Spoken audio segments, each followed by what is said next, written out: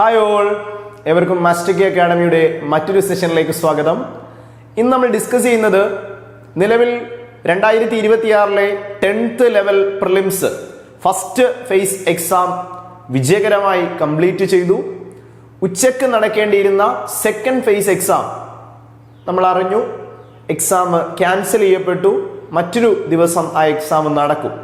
എങ്കിലും ആ ദിവസം 2026 ജൂലൈ 18 2 ക്വസ്റ്റ്യൻ പേപ്പറുകൾ നമുക്കുണ്ട്. ഫസ്റ്റ് ആൻഡ് സെക്കൻഡ് ഫേസ് നടത്താനിരുന്ന ക്വസ്റ്റ്യൻ ഉൾപ്പെടെയുള്ള 2 ചോദ്യ പേപ്പറുകളും അവയിൽ നിന്നുള്ള ചോദ്യങ്ങൾ, പ്രത്യേകിച്ച് GK, constitution and current affairs ഭാഗത്തുനിന്നുള്ള ചില ചോദ്യങ്ങൾ അവ ഡിസ്കസ് ചെയ്യാൻ ഇനി വരാൻ പോകുന്ന 3rd ആൻഡ് 4th ഫേസിലുള്ള ആളുകൾക്കും മാറ്റിവെച്ച സെക്കൻഡ് ഫേസിലുള്ള ആളുകൾക്കും ഇവിടെ നിന്നുള്ള ചില എക്സ്പ്ലനേഷൻസ് വരുന്ന എക്സാമുകൾക്ക് ഉപകാരപ്പെടട്ടെ. നേരെ പോകുന്നു ചോദ്യങ്ങൾ, അവയുടെ വിശദീകരണങ്ങൾ. ഫസ്റ്റ് ക്വസ്റ്റ്യനിലേക്കാണ് പോകുന്നത്. 10th level prelims 2026 phase 1 and second analysis ആണ്. 2026 ജൂലൈ 18 66/2026, 67/2026 എന്നീ ക്വസ്റ്റ്യൻ പേപ്പർ കോഡുകളിലുള്ള ചോദ്യങ്ങളാണ്. നേരെ പോകുന്നു ഫസ്റ്റ് ക്വസ്റ്റ്യനിലേക്ക്. ഒന്നാമത്തെ ചോദ്യം നമ്മൾ എക്സ്പെക്റ്റഡ് ചോദ്യമായിരുന്നു. കാരണം കേരളത്തിൽ ഈ അടുത്ത് നടന്ന ഏറ്റവും പ്രധാനപ്പെട്ട ഒരു ഈവന്റ് ആയിരുന്നു കേരളത്തിൽ നടന്ന നിയമസഭാ തിരഞ്ഞെടുപ്പ്. തെരഞ്ഞെടുപ്പിൽ നിന്നൊരു ചോദ്യം വന്നു. കാരണം 2026 നടന്ന കേരള സംസ്ഥാന നിയമസഭാ തിരഞ്ഞെടുപ്പ് നമ്മൾ ഓൾറെഡി ക്ലാസ്സുകൾ ചെയ്തതാണ്. 16ാം കേരള നിയമസഭയിലേക്കാണല്ലേ, 16ാം കേരള നിയമസഭയിലേക്കാണ് തിരഞ്ഞെടുപ്പ് നടന്നത്.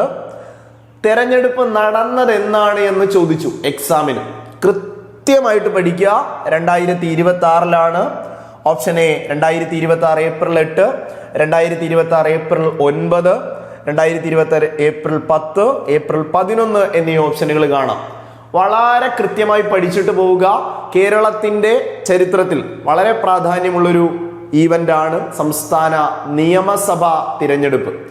നിയമസഭാ തിരഞ്ഞെടുപ്പിലൂടെയാണ് കേരളത്തിൽ ഒരു സർക്കാർ അധികാരത്തിൽ വരിക.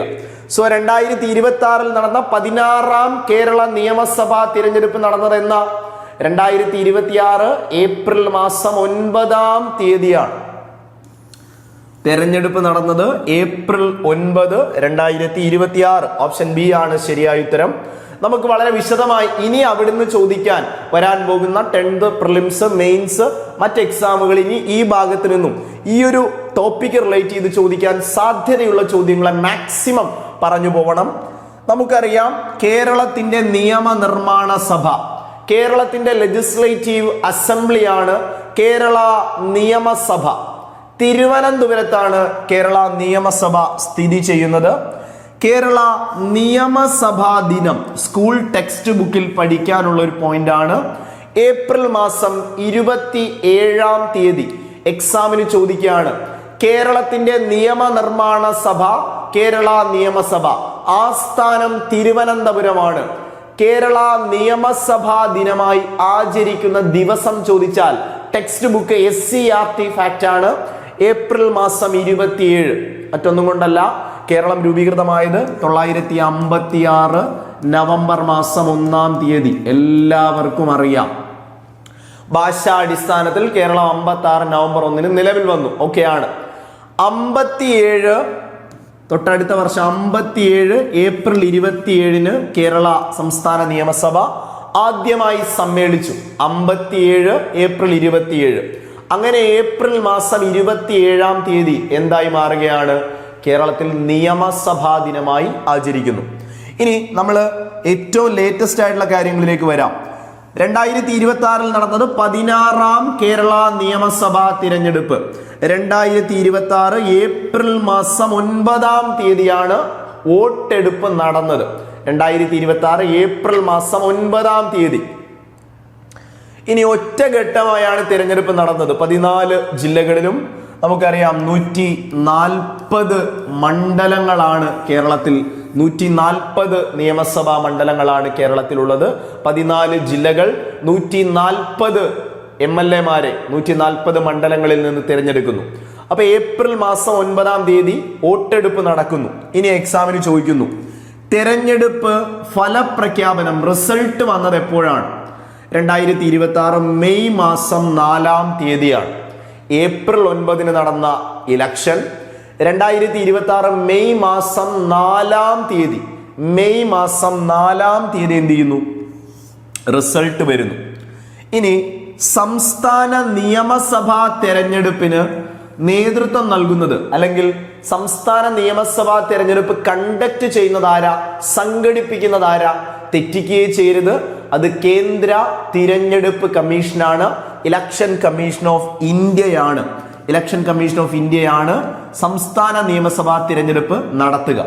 ഇനി അവിടെ കൃത്യമായിട്ടൊരു വ്യക്തിയുടെ പേര് നിങ്ങൾ പഠിക്കണം. കാരണം സംസ്ഥാനങ്ങളിൽ നിയമസഭാ തിരഞ്ഞെടുപ്പ് നടത്തുന്നത് കേന്ദ്ര തിരഞ്ഞെടുപ്പ് കമ്മീഷനാണ്. അപ്പൊ ഈ ഇലക്ഷൻ കമ്മീഷൻ ഓഫ് ഇന്ത്യ ഓരോ സംസ്ഥാനങ്ങളിലും ഈ ചുമതല നിർവഹിക്കാൻ ഒരു ഉദ്യോഗസ്ഥനെ നിയമിച്ചിട്ടുണ്ടാവും. അദ്ദേഹത്തെ സംസ്ഥാന മുഖ്യ തിരഞ്ഞെടുപ്പ് ഉദ്യോഗസ്ഥൻ എന്നാണ് വിളിക്കുക. ചീഫ് ഇലക്ടറൽ ഓഫീസർ, മുഖ്യ തിരഞ്ഞെടുപ്പ് ഉദ്യോഗസ്ഥൻ, കമ്മീഷണർ അല്ല, ഉദ്യോഗസ്ഥൻ എന്ന് പഠിക്കുക. കേന്ദ്ര തിരഞ്ഞെടുപ്പ് കമ്മീഷൻ സംസ്ഥാനങ്ങളിൽ നിയമസഭാ തിരഞ്ഞെടുപ്പ് നടത്തുന്നതിന് വേണ്ടിയും മറ്റ് ഉത്തരവാദിത്തങ്ങൾ നിർവഹിക്കാനുമായി സംസ്ഥാനങ്ങളിൽ നിയമിക്കുന്ന ഉദ്യോഗസ്ഥനാണ് സംസ്ഥാന മുഖ്യ തിരഞ്ഞെടുപ്പ് ഉദ്യോഗസ്ഥൻ, ചീഫ് ഇലക്ടറൽ ഓഫീസർ. നിങ്ങളോട് ചോദിക്കുകയാണ്, 16-ാം കേരള നിയമസഭാ തിരഞ്ഞെടുപ്പിൽ കേരള സംസ്ഥാന മുഖ്യ തിരഞ്ഞെടുപ്പ് ഉദ്യോഗസ്ഥൻ അല്ലെങ്കിൽ ഓഫീസർ ആരായിരുന്നു? ആ തെരഞ്ഞെടുപ്പിന് നേതൃത്വം കൊടുത്തത് രത്തൻ യു ഖേൽക്കർ ആയിരുന്നു. നിലവിൽ CEO പുതിയ ആള് വന്നിട്ടുണ്ട്. സോ എലക്ഷന്റെ സമയത്ത് രത്തൻ യു ഖേൽക്കർ ആയിരുന്നു. ഓക്കെ, ഫൈൻ, ക്ലിയർ ആണേ, തെറ്റിക്കരുത്, വ്യക്തമായിട്ട് പഠിക്കാം. മുന്നോട്ട് പോവുകയാണ്. 140 നിയമസഭാ മണ്ഡലങ്ങളിലാണ് എലക്ഷൻ നടന്നത്. അതിൽ വലിയ ഒരു വിജയം, ഏതാണ്ട് 10 വർഷങ്ങൾക്ക് ശേഷം കേരളത്തിൽ ഒരു UDF തരംഗം, ഐക്യ ജനാധിപത്യ മുന്നണിയുടെ തരംഗം സംഭവിച്ചു. 140 സീറ്റുകളിൽ 102 സീറ്റുമായി UDF വിജയിക്കുന്നു. 35 ഇടത്തേക്ക് ഭരണത്തിലുണ്ടായിരുന്ന ഇടതുപക്ഷം LDF 35ലേക്ക് ചുരുങ്ങുന്നു. ആദ്യമായി 2 സീറ്റുകളുമായി BJP അക്കൗണ്ട് വീണ്ടും തുറക്കുന്നു. സോ ശ്രദ്ധിച്ച്, എക്സാമിന് ചോദിക്കാം. 2026 16-ാം കേരള നിയമസഭാ തിരഞ്ഞെടുപ്പിലേക്ക് വരുന്നു. ആകെ 140 സീറ്റുകൾ, UDF 102 സീറ്റുമായി UDF, 35 സീറ്റുമായി LDF, 2 BJP. 2026 April മാസം 9-ാം തീയതി നടന്ന തിരഞ്ഞെടുപ്പ്, റിസൾട്ട് വന്നത് 2026 മെയ് മാസം 4-ാം തീയതി. ഇനി നോക്കാം, റിസൾട്ട് വന്നപ്പോൾ ഈ 140 MLA-മാരെ തിരഞ്ഞെടുത്തപ്പോൾ ഈ കേരളത്തിൽ 16-ാം കേരള നിയമസഭാ തിരഞ്ഞെടുപ്പിൽ ഏറ്റവും കൂടുതൽ ഭൂരിപക്ഷം നേടിയത് ആരാണെന്ന് ചോദിച്ചാൽ, ഏറ്റവും കൂടുതൽ ഭൂരിപക്ഷം നേടിയത് PK കുഞ്ഞാലിക്കുട്ടിയാണ്. മണ്ഡലം മലപ്പുറമാണ്. PK കുഞ്ഞാലിക്കുട്ടി ഏറ്റവും കൂടിയ ഭൂരിപക്ഷം നേടിയ MLA PK കുഞ്ഞാലിക്കുട്ടി. ഇനി ഏറ്റവും കുറവ് ഭൂരിപക്ഷം നേടിയത് C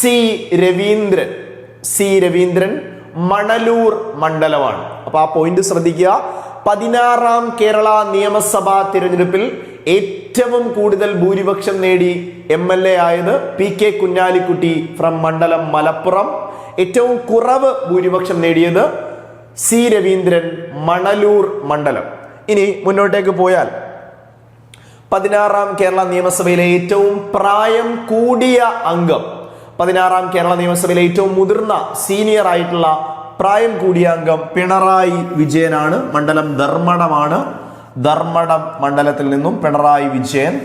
ഇനി ഏറ്റവും പ്രായം കുറഞ്ഞ MLA, ഏറ്റവും പ്രായം കുറഞ്ഞ നിയമസഭാ സാമാജികൻ AD Thomas from Alappuzha MLA AD Thomas ഏറ്റവും പ്രായം കുറഞ്ഞ MLA, ഏറ്റവും പ്രായം കൂടിയ MLA ആയി പിണറായി വിജയൻ, ഏറ്റവും കൂടുതൽ ഭൂരിപക്ഷം PK കുഞ്ഞാലിക്കുട്ടി, ഏറ്റവും കുറവ് ഭൂരിപക്ഷം C രവീന്ദ്രൻ മണലൂർ മണ്ഡലം. പ്രായം കൂടുതൽ പിണറായി വിജയൻ, പ്രായം കുറവ് AD തോമസ് ആലപ്പുഴ.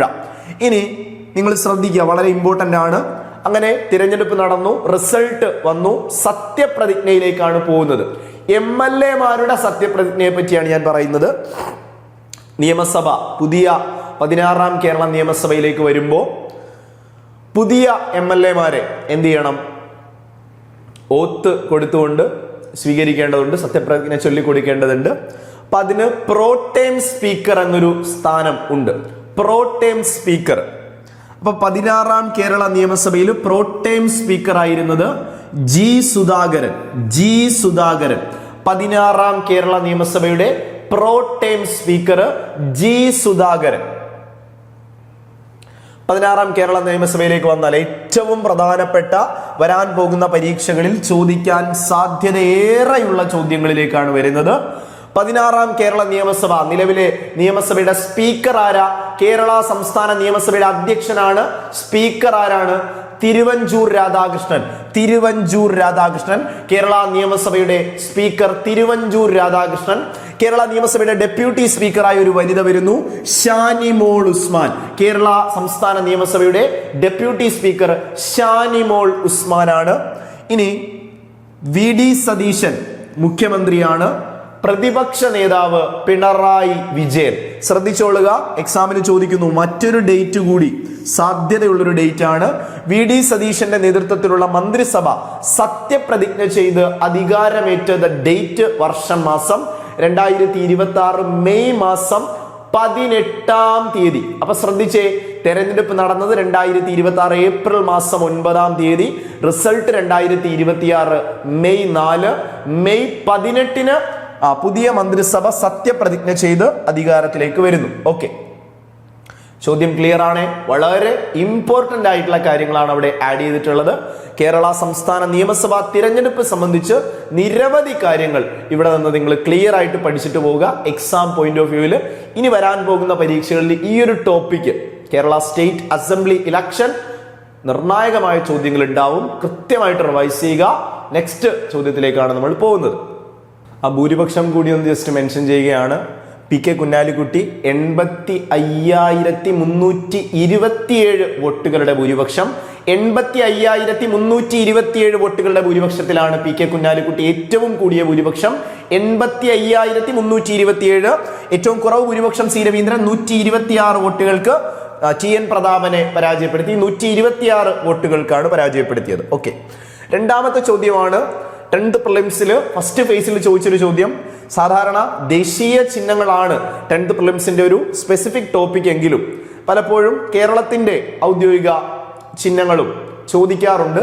അങ്ങനെ വന്നൊരു ചോദ്യമാണ്, കേരളത്തിന്റെ ഔദ്യോഗിക പുഷ്പം ഏതാണ്? കേരള സംസ്ഥാനത്തിന്റെ ഔദ്യോഗിക പുഷ്പം. എളുപ്പമുള്ള ചോദ്യമായിരുന്നു. കണിക്കൊന്നയാണല്ലേ കേരളത്തിന്റെ ഔദ്യോഗിക പുഷ്പം. നമ്മൾ ദേശീയ പുഷ്പമായിട്ട്, ഇന്ത്യയുടെ ദേശീയ പുഷ്പമായിട്ട് പൊതുവെ അംഗീകരിക്കപ്പെടുന്നത് താമരയാണ്. നിലംപോസ് ന്യൂസിഫെറ എന്ന് നമ്മൾ പഠിച്ചിട്ടുണ്ട്. ദേശീയ പുഷ്പം താമര, നിലംപോസ് ന്യൂസിഫെറ. കേരളത്തിന്റെ ഔദ്യോഗിക പുഷ്പം കണിക്കൊന്നയാണ്. നോക്കാം. കേരളത്തിന്റെ ഔദ്യോഗിക പക്ഷി മഴമുഴക്കി വേഴാമ്പലാണ്. കേരളത്തിന്റെ ഔദ്യോഗിക പക്ഷി മഴമുഴക്കി വേഴാമ്പൽ. കേരളത്തിന്റെ ഔദ്യോഗിക പക്ഷി മലമുഴക്കി വേഴാമ്പലാണ്. മലമുഴക്കി വേഴാമ്പൽ. അവിടെ ഇന്ത്യയുടെ ഔദ്യോഗിക പക്ഷി നമ്മൾ പഠിച്ചിരുന്നു, മയിലാണ്. പാവോ ക്രിസ്റ്റാറ്റസ് ആണ് ഇന്ത്യയുടെ ദേശീയ പക്ഷി. മയില്, പാവോ ക്രിസ്റ്റാറ്റസ്. കേരളത്തിൻ്റെതാണെങ്കിൽ മലമുഴക്കി വേഴാമ്പൽ. കേരളത്തിന്റെ ഔദ്യോഗിക വൃക്ഷം തെങ്ങാണ്.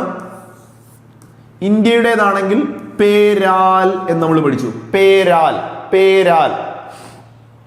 കേരളത്തിന്റെ ഔദ്യോഗിക മത്സ്യം കരിമീനാണ്.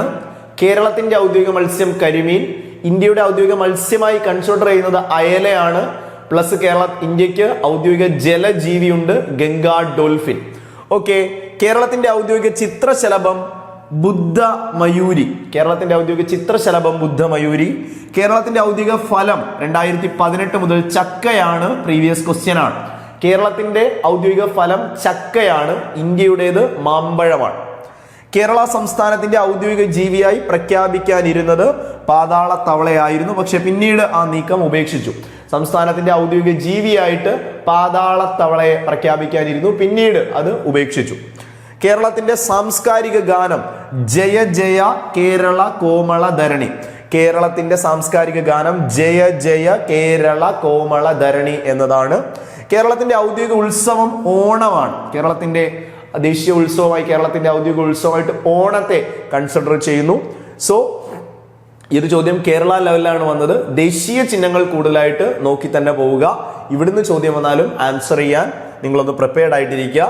ഇനി മൂന്നാമത്തെ ചോദ്യത്തിലേക്കാണ് വരുന്നത്. നമ്മുടെ പ്രിലിംസിന്റെ ഫേസിൽ നിന്നും കോൺസ്റ്റിറ്റ്യൂഷനിലേക്ക് ഡയറക്റ്റ് വന്നാൽ, അല്ലെങ്കിൽ ആക്ടുകളിലേക്ക് വന്നാൽ, മനുഷ്യാവകാശ കമ്മീഷന്റെ അധികാരങ്ങളിൽ ഉൾപ്പെടുന്നത് ഏതെല്ലാം?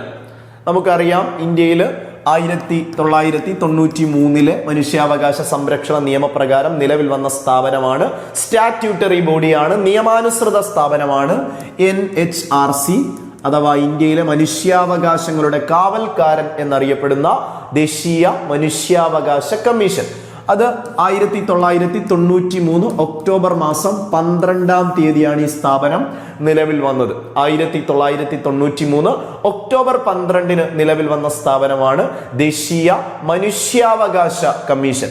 എനിവേ, ചോദ്യം ഇതാണ്: ഇന്ത്യയിലെ മനുഷ്യാവകാശ കമ്മീഷന്റെ ചുമതലകളിൽ ഉൾപ്പെടുന്നത് ഏതല്ല? ശരിയായ പ്രസ്താവനകളാണ് വേണ്ടത്. തടവറകളിലെ അതിക്രമം തടയൽ പ്രസ്താവന ശരിയാണ്. സ്കൂൾ ടെക്സ്റ്റ് ബുക്കിൽ ഉൾപ്പെടെ ആ പോയിന്റ് പറയുന്നുണ്ട്. ദേശീയ മനുഷ്യാവകാശ കമ്മീഷൻ രാജ്യത്തെ ജയിലുകൾ സന്ദർശിക്കുന്നു, മറ്റ് അഭയ കേന്ദ്രങ്ങൾ സന്ദർശിക്കുന്നു, അവിടെ നിലനിൽക്കുന്ന മനുഷ്യാവകാശ പ്രശ്നങ്ങളിൽ ഇടപെടുകയും അത് പരിഹരിക്കാനുള്ള നിർദ്ദേശങ്ങൾ സമർപ്പിക്കുകയും ചെയ്യുന്നു. തടവറകളിലെ, ജയിലുകളിലെ അതിക്രമങ്ങളിൽ മനുഷ്യാവകാശ കമ്മീഷൻ ഇടപെടുന്നു, അവരുടെ ചുമതലയാണ്. പ്രസ്താവന ശരി. വനിതകളുടെയും കുട്ടികളുടെയും അവകാശ സംരക്ഷണം മനുഷ്യൻ എന്ന ലേബലിൽ തന്നെയല്ലേ സ്ത്രീകൾ, കുട്ടികളൊക്കെ വരിക? അവർക്ക് പ്രത്യേകം കമ്മീഷനുകൾ ഉണ്ട്, വനിതാ കമ്മീഷനും ബാലാവകാശ കമ്മീഷനുകളും ഉണ്ട്. എങ്കിലും അതൊരു മനുഷ്യാവകാശ പ്രഖ്യാപനം എന്നുള്ള ലെവലിൽ വരുമല്ലോ. വനിതകളുടെയും കുട്ടികളുടെയും പ്രശ്നങ്ങളിൽ ഇടപെടുന്നു, ശരിയാണ്. ഇനി ഭരണനിർവഹണ രംഗത്തെ പരിഷ്കാരങ്ങൾ അതെങ്ങനെയാ വരിക? ഭരണനിർവഹണ രംഗത്തെ പരിഷ്കാരങ്ങൾ മനുഷ്യാവകാശ കമ്മീഷന്റെ ഡയറക്റ്റ് ജൂറിസ്ഡിക്ഷൻ അല്ല, അത് തെറ്റാണ്. പട്ടികജാതി പട്ടികവർഗ വിഭാഗങ്ങളുടെ മനുഷ്യാവകാശ നിഷേധങ്ങൾ ഇല്ലാതാക്കൽ, അത് ശരിയാണ്. അപ്പൊ സ്ത്രീകൾ, കുട്ടികളെ സംബന്ധിക്കുന്ന വിഷയങ്ങളാവട്ടെ, പട്ടികജാതി പട്ടികവർഗ വിഭാഗങ്ങൾ നേരിടുന്ന മനുഷ്യാവകാശ പ്രശ്നങ്ങളാവട്ടെ, തടവറകളിലെ അതിക്രമങ്ങളാവട്ടെ, ഇന്ത്യയിൽ ദേശീയ മനുഷ്യാവകാശ കമ്മീഷൻ ഇടപെടുന്ന വിഷയങ്ങളാണ്. സോ ഇവിടെ 1, 2, 4 എന്നീ സ്റ്റേറ്റ്മെന്റുകൾ ശരിയാണ്. ഓപ്ഷൻ എ ആണ് ശരിയായ ഉത്തരമായിട്ട് വരിക. നെക്സ്റ്റ് ചോദ്യത്തിലേക്ക്, അല്ലെങ്കിൽ അതിന്റെ വിശദീകരണത്തിലേക്ക് വന്നാൽ, ഇന്ത്യയിലെ മനുഷ്യാവകാശ സംരക്ഷണ നിയമം 1993 പ്രകാരം നിലവിൽ വന്ന സ്റ്റാറ്റ്യൂട്ടറി ബോഡിയാണ്, നിയമാനുസൃത സ്ഥാപനമാണ് NHRC. ഇന്ത്യയിലെ മനുഷ്യാവകാശങ്ങളുടെ കാവൽക്കാരൻ എന്നറിയപ്പെടുന്ന സ്ഥാപനമാണ്. NHRC നിലവിൽ വന്നത് 93 ഒക്ടോബർ 12. ഇനി വരാൻ പോകുന്ന പരീക്ഷയിൽ ഇവിടെ നിന്നുള്ള പോയിന്റുകൾ ഉണ്ടാവാം. 1993 നിയമപ്രകാരം എന്ന നിയമാനുസൃത സ്ഥാപനം, സ്റ്റാറ്റ്യൂട്ടറി ബോഡി, ഇന്ത്യയിലെ മനുഷ്യാവകാശങ്ങളുടെ കാവൽക്കാരനാണ്. 93 ഒക്ടോബർ 12 നിലവിൽ വന്ന സ്ഥാപനം. ആസ്ഥാനം ന്യൂഡൽഹിയിലെ മാനവ് അധികാർ ഭവൻ. ആപ്തവാക്യം ചോദിച്ചു: സർവേ ഭവന്തു സുഖിന, സർവേ ഭവന്തു സുഖിന, എല്ലാവർക്കും നല്ലത് വരട്ടെ. സർവേ ഭവന്തു സുഖിന എന്നത് NHRCയുടെ മുദ്രാവാക്യമാണ്. ഓക്കെ, ഇനി മനുഷ്യാവകാശ ലംഘനവുമായി ബന്ധപ്പെട്ട അവരുടെ കമ്മീഷന്റെ ചുമതലകളിലേക്ക് വളരെ കൃത്യമായി വന്നാൽ, മനുഷ്യാവകാശ ലംഘനവുമായി ബന്ധപ്പെട്ട പരാതികളിൽ അന്വേഷണം നടത്തുക, അല്ലെങ്കിൽ മനുഷ്യാവകാശ ലംഘനങ്ങൾക്ക് മേൽ സ്വമേധയാ അന്വേഷണം നടത്തുക. ഒരു പബ്ലിക് സർവന്റ് മനുഷ്യാവകാശ ലംഘനം തടയുന്നതിൽ പരാജയപ്പെട്ടാൽ അന്വേഷണം നടത്തുക. അപ്പം പ്രധാനമായിട്ടും ദേശീയ മനുഷ്യാവകാശ കമ്മീഷന്റെ ചുമതലയിൽ പെടുന്നതാണോ? ആണ്. പരാതികളിൽ അന്വേഷണം നടത്തുക. മനുഷ്യാവകാശം നിഷേധിച്ചു എന്ന തരത്തിൽ വരുന്ന പരാതികൾ അന്വേഷിക്കുക. അത് ഒരു പരാതി അന്വേഷിക്കുന്നതാവാം, സ്വമേധയാ കേസെടുക്കാം. ഇനി ഏതെങ്കിലും ഒരു പബ്ലിക് സർവന്റ്, ഒരു ഉദ്യോഗസ്ഥൻ മനുഷ്യാവകാശ ലംഘനം തടയുന്നതിൽ പരാജയപ്പെട്ടാൽ അത് അന്വേഷിക്കാം. അപ്പൊ പരാതികൾ അന്വേഷിക്കുന്നു, ശരിയാണ്. ഇനി കോടതി അംഗീകാരത്തോടെ കോടതിയിൽ നിലനിൽക്കുന്ന മനുഷ്യാവകാശ ലംഘനങ്ങളിൽ ഇടപെടുക. മനുഷ്യാവകാശ ലംഘനം സംബന്ധിച്ച് ഏതൊരു ആരോപണം ഉൾപ്പെടുന്ന ജുഡീഷ്യൽ പ്രക്രിയയിലും NHRC ഇടപെടും. അപ്പോൾ ഒരു കോടതിയിൽ നിലനിൽക്കുന്ന മനുഷ്യാവകാശ ലംഘന വിഷയത്തിൽ കോടതിയുടെ അനുമതിയോടുകൂടി എന്ത് ചെയ്യാം? കക്ഷി ചേരാം. ഒന്നാമത്തെ പോയിന്റ്, പരാതികൾ അന്വേഷിക്കുന്നു. കോടതിയിൽ നിലനിൽക്കുന്ന മനുഷ്യാവകാശ പ്രശ്നങ്ങളിൽ കക്ഷി ചേരുന്നു. മൂന്നാമത്തെ പോയിന്റ് നമ്മൾ എക്സാമിന് ക്വസ്റ്റ്യനിൽ കണ്ടു, ജയിലുകളും മറ്റും സന്ദർശിച്ച് അവിടുത്തെ ജീവിത സാഹചര്യങ്ങൾ പഠിച്ച് സർക്കാരിന് റിപ്പോർട്ട് സമർപ്പിക്കുക. ജയിലുകൾ, തടവറകൾ എന്നാണ് ഓപ്ഷനിൽ വന്നത്. ജയിലുകൾ, തടവറകൾ സന്ദർശിച്ച് റിപ്പോർട്ടുകൾ സമർപ്പിക്കുന്നു. പരാതികൾ അന്വേഷിക്കുന്നു, കോടതികൾ നിലനിൽക്കുന്ന മനുഷ്യാവകാശ ലംഘനങ്ങളിൽ കക്ഷി ചേരുന്നു, തടവറകൾ സന്ദർശിക്കുന്നു. ഇനി മനുഷ്യാവകാശ രംഗത്ത് പ്രവർത്തിക്കുന്ന സംഘടനകളെ പരിപോഷിപ്പിക്കുക. ഹ്യൂമൻ റൈറ്റ്സുമായി ബന്ധപ്പെട്ട് പ്രവർത്തിക്കുന്ന ഓർഗനൈസേഷനുകളെ പ്രൊമോട്ട് ചെയ്യുക. മനുഷ്യാവകാശ രംഗത്തെ സംഘടനകളെ പരിപോഷിപ്പിക്കുക. മനുഷ്യാവകാശത്തെ തടസ്സപ്പെടുത്തുന്ന ഭീകര പ്രവർത്തനം തുടങ്ങിയവ തടഞ്ഞ് ഉചിതമായ പരിഹാര മാർഗം കണ്ടെത്തുക. അപ്പൊ മനുഷ്യാവകാശ സംഘടനകളെ പ്രോത്സാഹിപ്പിക്കുന്നു, മനുഷ്യാവകാശത്തെ തടയുന്ന രീതിയിലുള്ള പ്രവർത്തനങ്ങളെ ഇല്ലാതാക്കുക. ഇനി ഈ മേഖലയിൽ ഗവേഷണങ്ങൾ പ്രോത്സാഹിപ്പിക്കുക. റിസർച്ചുകൾ, ഹ്യൂമൻ റൈറ്റ്സ് സംബന്ധിച്ചുള്ള പുതിയ പുതിയ കണ്ടെത്തലുകൾ, ഗവേഷണങ്ങൾ പ്രോത്സാഹിപ്പിക്കുക. മനുഷ്യാവകാശത്തിന്മേലുള്ള അന്താരാഷ്ട്ര ഉടമ്പടികൾ, അന്താരാഷ്ട്ര പ്രമാണങ്ങൾ പഠിച്ച് ഫലപ്രദമായി രാജ്യത്ത് നടപ്പിലാക്കുക. നമുക്കറിയാം, ഇന്ത്യ പോലും ഒരു 93 നിയമം കൊണ്ടുവരുന്നത് ലോകമെമ്പാടും ഉണ്ടായ മാറ്റങ്ങളെ ചുവട് പിടിച്ചുകൊണ്ടാണ്. സോ ഇനിയും ലോകത്തുണ്ടാവുന്ന ഹ്യൂമൻ റൈറ്റ്സുമായി ബന്ധപ്പെട്ടുണ്ടാവുന്ന നീക്കങ്ങൾ, പ്രമാണങ്ങൾ, നിയമങ്ങളെയൊക്കെ അനുസരിച്ച് രാജ്യത്തിന് ആപ്റ്റായ രീതിയിലേക്ക് അവയെ ഇംപ്ലിമെന്റ് ചെയ്യാൻ ഗവൺമെന്റുകൾക്ക് സജഷൻസ് സമർപ്പിക്കാം, നിർദ്ദേശങ്ങൾ കൊണ്ടുവരാം. കമ്മീഷന് ഒരു സിവിൽ കോടതിയുടെ എക്സാമിന് ചോദിക്കുന്നു. NHRC, ദേശീയ മനുഷ്യാവകാശ കമ്മീഷന് ഒരു ഡാഷ് കോടതിയുടെ അധികാരങ്ങൾ ഉണ്ടായിരിക്കും. സിവിൽ കോടതിയുടെ എല്ലാ അധികാരവും ഉണ്ടായിരിക്കും. അതായത് സാക്ഷികളെ വിസ്തരിക്കുക, പ്രമാണങ്ങൾ പരിശോധിക്കുക, വിളിച്ചു വരുത്തി തെളിവുകൾ കളക്ട് ചെയ്യാനും അവരുടെ കാര്യങ്ങൾ പരിശോധിക്കാനുമുള്ള അവകാശമാണ് സിവിൽ കോടതി കൊണ്ട് ഉദ്ദേശിക്കുന്നത്. അപ്പോൾ ചുമതലകൾ ക്ലിയർ ആയിട്ട് വ്യക്തമായിട്ട് പഠിക്കുക. പരാതികൾ അന്വേഷിക്കുന്നു, ജയിലുകൾ സന്ദർശിക്കുന്നു, കോടതി പരിഗണനയിലുള്ള വിഷയങ്ങളിൽ കക്ഷി ചേരുന്നു, സംഘടനകളെ പ്രോത്സാഹിപ്പിക്കുന്നു, ഗവേഷണങ്ങൾ പ്രോത്സാഹിപ്പിക്കുന്നു, അന്താരാഷ്ട്ര തലത്തിലുള്ള ഉടമ്പടികൾ രാജ്യത്ത് നടപ്പിലാക്കുന്നു, ആൻഡ് ഒരു സിവിൽ കോടതിയുടെ അധികാരം ഉണ്ടായിരിക്കും. നാലാമത്തെ ചോദ്യത്തിലേക്കാണ് പോകുന്നത്. ഭാഷാ അടിസ്ഥാനത്തിൽ സംസ്ഥാനങ്ങൾ രൂപീകരിക്കുന്നതിനെ ഇന്ത്യയുടെ കേന്ദ്ര നേതൃത്വം ആദ്യം അംഗീകരിക്കാത്തതിന് കാരണമെന്ത്? സാധാരണ ഡയറക്റ്റ് ചോദ്യമാണ് വരാറുള്ളത്. അതായത് നമുക്കറിയാം, 1947 ഇന്ത്യക്ക് സ്വാതന്ത്ര്യം ലഭിക്കുന്നു. ആ സമയത്ത് ഇന്ത്യ എന്ന് പറയുന്നത് ഇന്ന് കാണുന്ന ഒരു ഇന്ത്യ അല്ല. നമുക്കറിയാം, നമ്മുടെ മനസ്സിലേക്ക് വരുമ്പോൾ ഇന്ന് ഇന്ത്യ എന്ന് പറയുമ്പോൾ നിങ്ങളുടെ എല്ലാവരുടെയും മനസ്സിൽ ഇന്ത്യയുടെ മാപ്പ് വരികയാണെങ്കിൽ നിങ്ങൾക്കൊരു ധാരണയുണ്ട്. 28 സംസ്ഥാനങ്ങളും 8 കേന്ദ്രഭരണ പ്രദേശങ്ങളുമാണ് ഇപ്പോഴുള്ളത്. എന്നാൽ സ്വാതന്ത്ര്യം ലഭിക്കുന്ന ആ സമയത്തെ ഇന്ത്യ ഓൾറെഡി വിഭജനം നടക്കുന്നുണ്ട്, ഇന്ത്യ പാക് വിഭജനം നടക്കുന്നുണ്ട്. അത് കൂടാതെ തന്നെ 595 വരുന്ന നാട്ടുരാജ്യങ്ങളായിരുന്നു. അത് ആ സമയത്ത് നമ്മുടെ ഭരണാധികാരികൾ സർദാർ പട്ടേൽ, VP മേനോൻ, നെഹ്റു ഉൾപ്പെടെയുള്ളവർ ഇടപെട്ടുകൊണ്ട് നാട്ടുരാജ്യങ്ങളെ ഇന്ത്യയോടൊപ്പം കൂട്ടിച്ചേർക്കാൻ ഇടപെടുന്നു. അതും കഴിഞ്ഞ് കുറച്ച് വർഷങ്ങൾക്ക് ശേഷമാണ് ഭാഷാ അടിസ്ഥാനത്തിൽ, അതായത് ഒരേ ഭാഷ സംസാരിക്കുന്ന ആളുകളെ ഒന്നിച്ചു ചേർത്തുകൊണ്ടുള്ള സംസ്ഥാനങ്ങൾ എന്നൊരു കൺസെപ്റ്റ് രൂപപ്പെടുന്നത്. പക്ഷേ ആ ഒരു ആശയം പറയുമ്പോൾ ആ സമയത്ത് നമ്മുടെ നേതാക്കന്മാർ അതിനെ പലരും എതിർപ്പ് പ്രകടിപ്പിച്ചിരുന്നു. അത് എന്തുകൊണ്ടാണെന്നാണ് ചോദ്യം. ജനാധിപത്യം സംരക്ഷിക്കാൻ എന്ന് പറഞ്ഞാൽ നമുക്ക് തെറ്റാണ്. വിഘടനവാദ ഭീഷണി ഇല്ലാതാക്കാൻ. നിങ്ങൾ ആലോചിച്ച് നോക്കിക്കേ, ഓൾറെഡി കുറെ നാള് മറ്റൊരു ഭരണകൂടത്തിന്റെ കീഴിൽ അടിമകളെ പോലെ നമ്മൾ ജീവിക്കേണ്ടി വന്നു. അതുകൂടാതെ പല പല കൊച്ചു കൊച്ചു നാട്ടുരാജ്യങ്ങളായിരുന്ന ഒരു രാജ്യത്തെ ഒരു രാജ്യം എന്നുള്ള രീതിയിലേക്കൊന്ന് മാറ്റിയെടുത്തുകൊണ്ട് വരികയാണ്.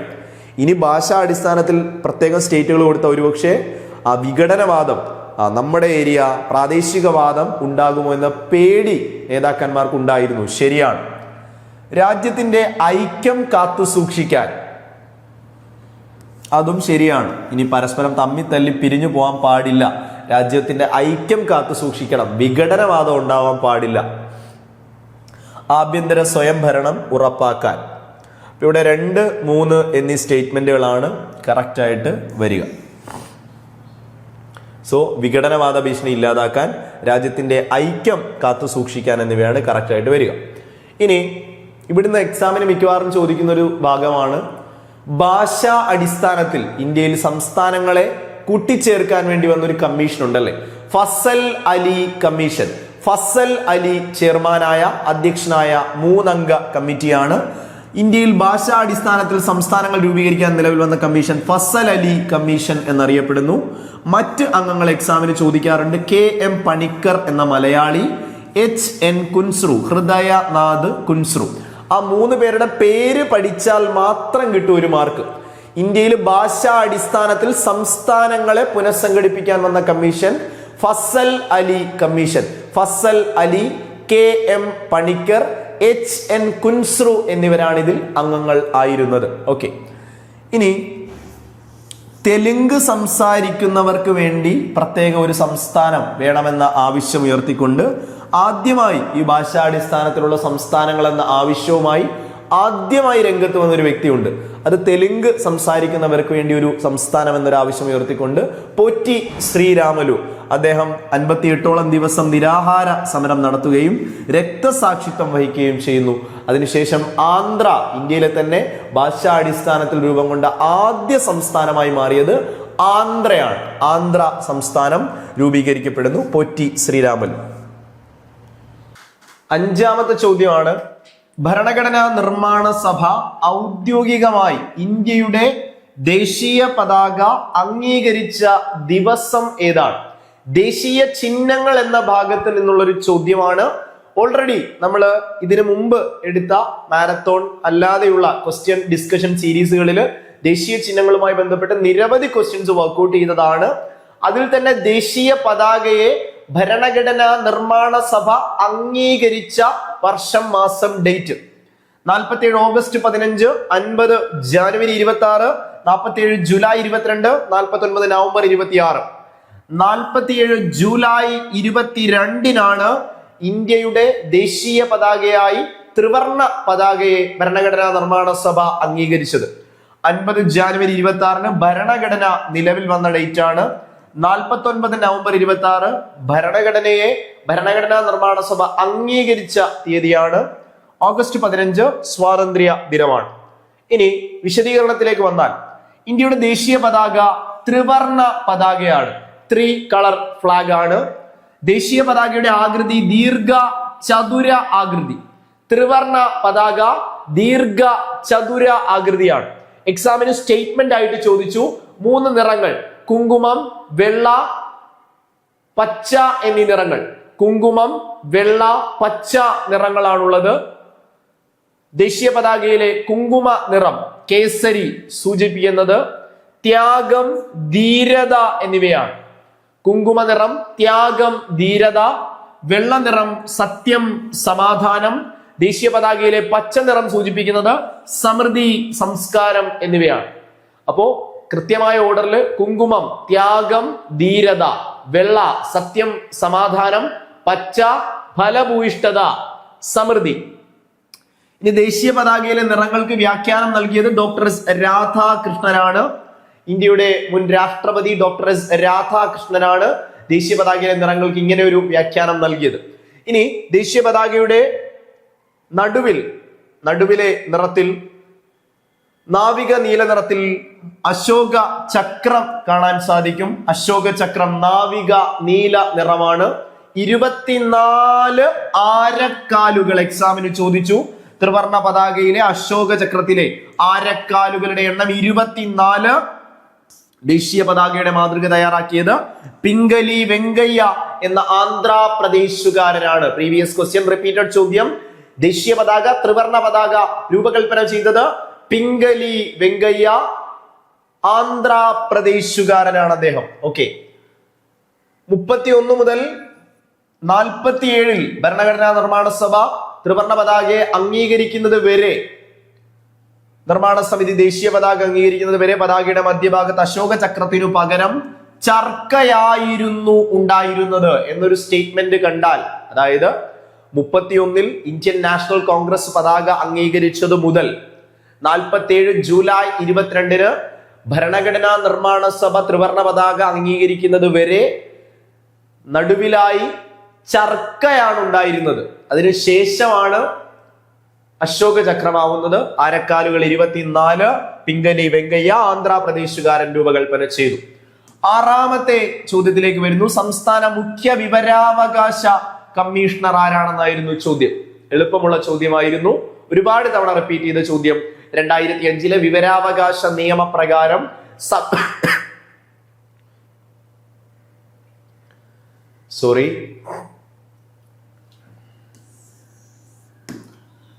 ആറാമത്തെ ചോദ്യം, സംസ്ഥാന മുഖ്യ വിവരാവകാശ കമ്മീഷണർ ആരാണ്?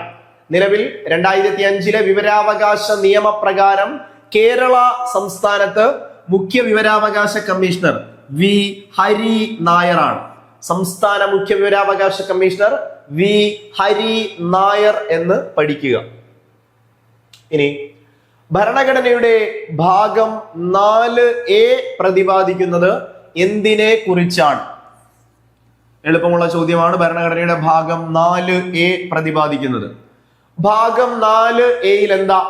ഭാഗം 4Aയില് മൗലിക കർത്തവ്യങ്ങളാണ്, മൗലിക കടമകളാണ്. മൗലിക അവകാശങ്ങൾ ഭാഗം 3, മാർഗനിർദ്ദേശങ്ങൾ ഭാഗം 4, റിട്ടുകൾ വരുമ്പോൾ 32 വരിക, ഹൈക്കോടതി ആണെങ്കിൽ 226. ഓക്കെ, സോ ഇന്ത്യൻ ഭരണഘടനയിൽ 1950 ജാനുവരി 26 ഭരണഘടന നിലവിൽ വരുമ്പോൾ മൗലിക കടമകൾ ഉണ്ടായിരുന്നില്ല, പിന്നീടാണ് കൂട്ടിച്ചേർത്തത്.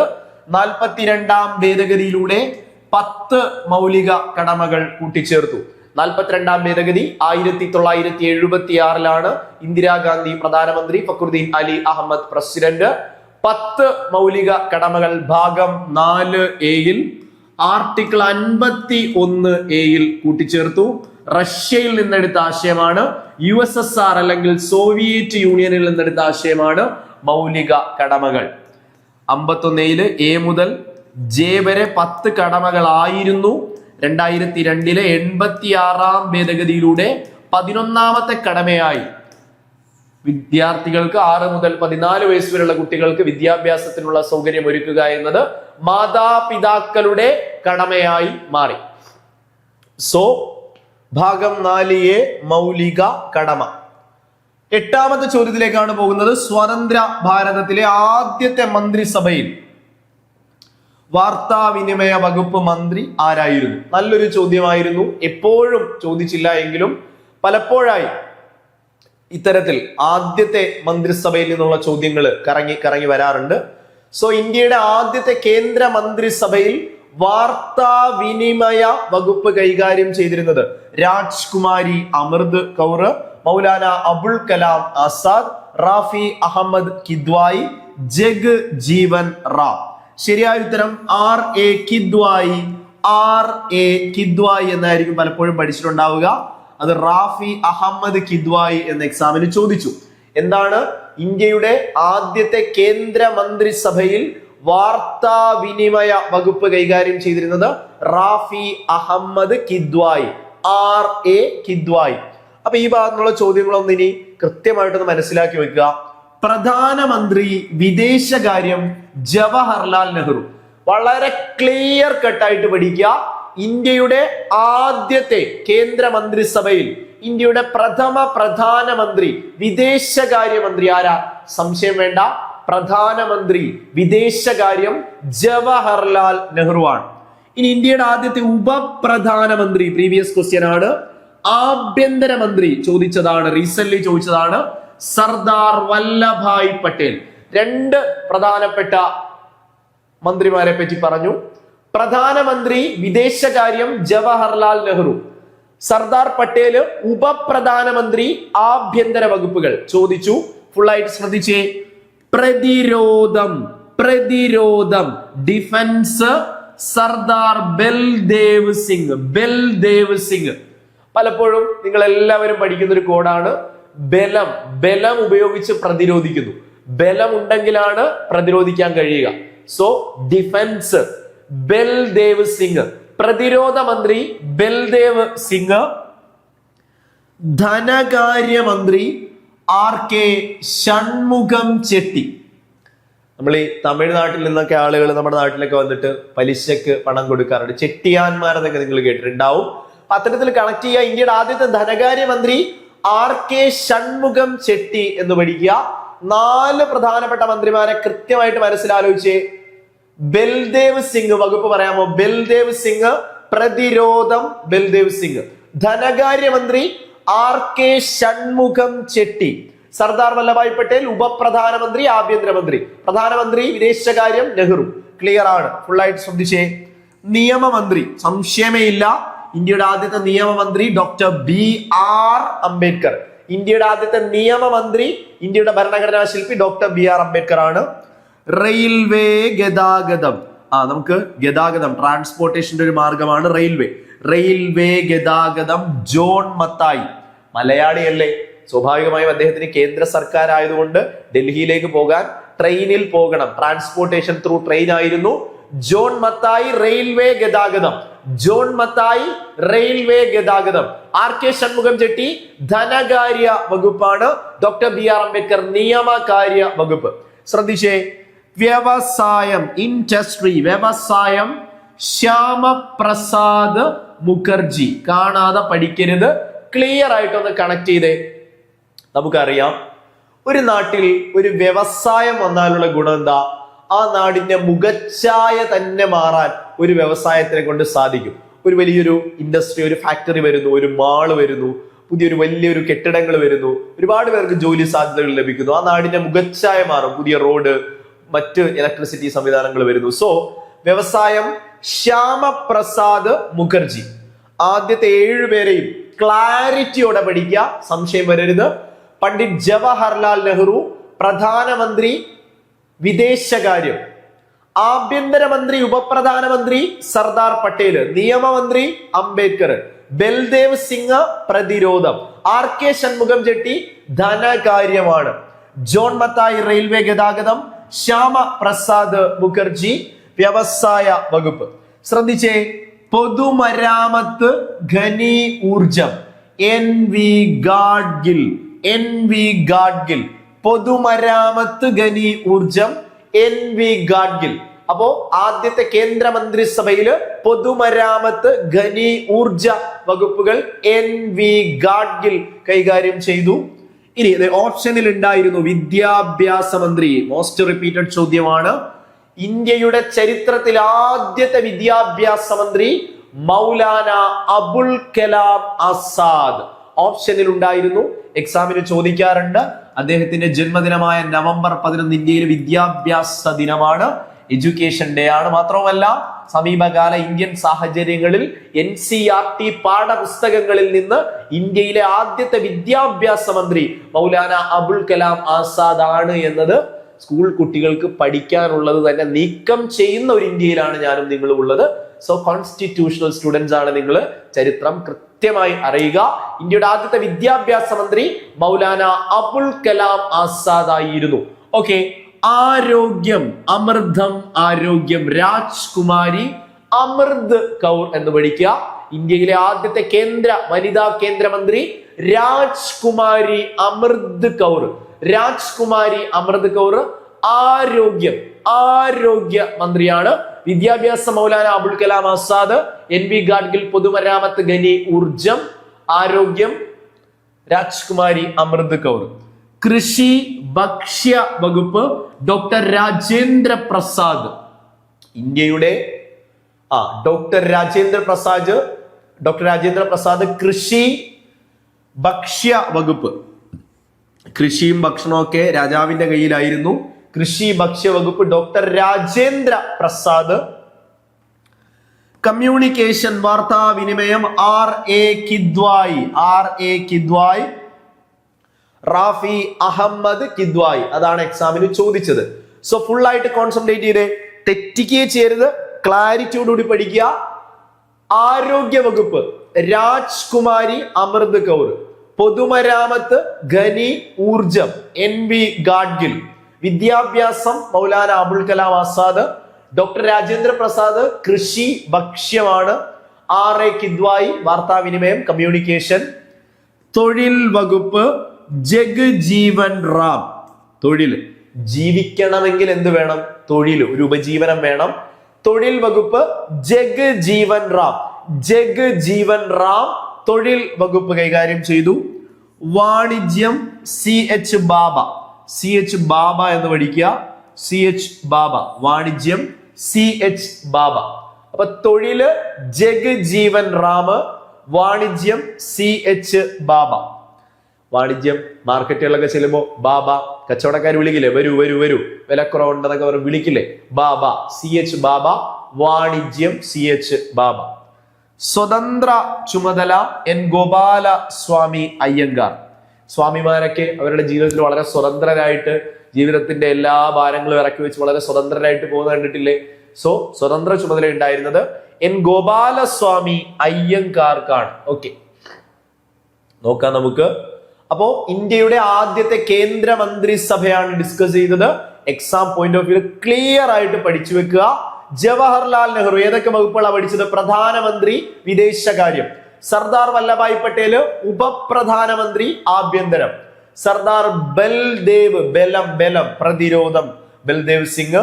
RK ഷൺമുഖം ചെട്ടി ധനകാര്യമന്ത്രി. ഡോക്ടർ BR അംബേദ്കർ നിയമമന്ത്രി.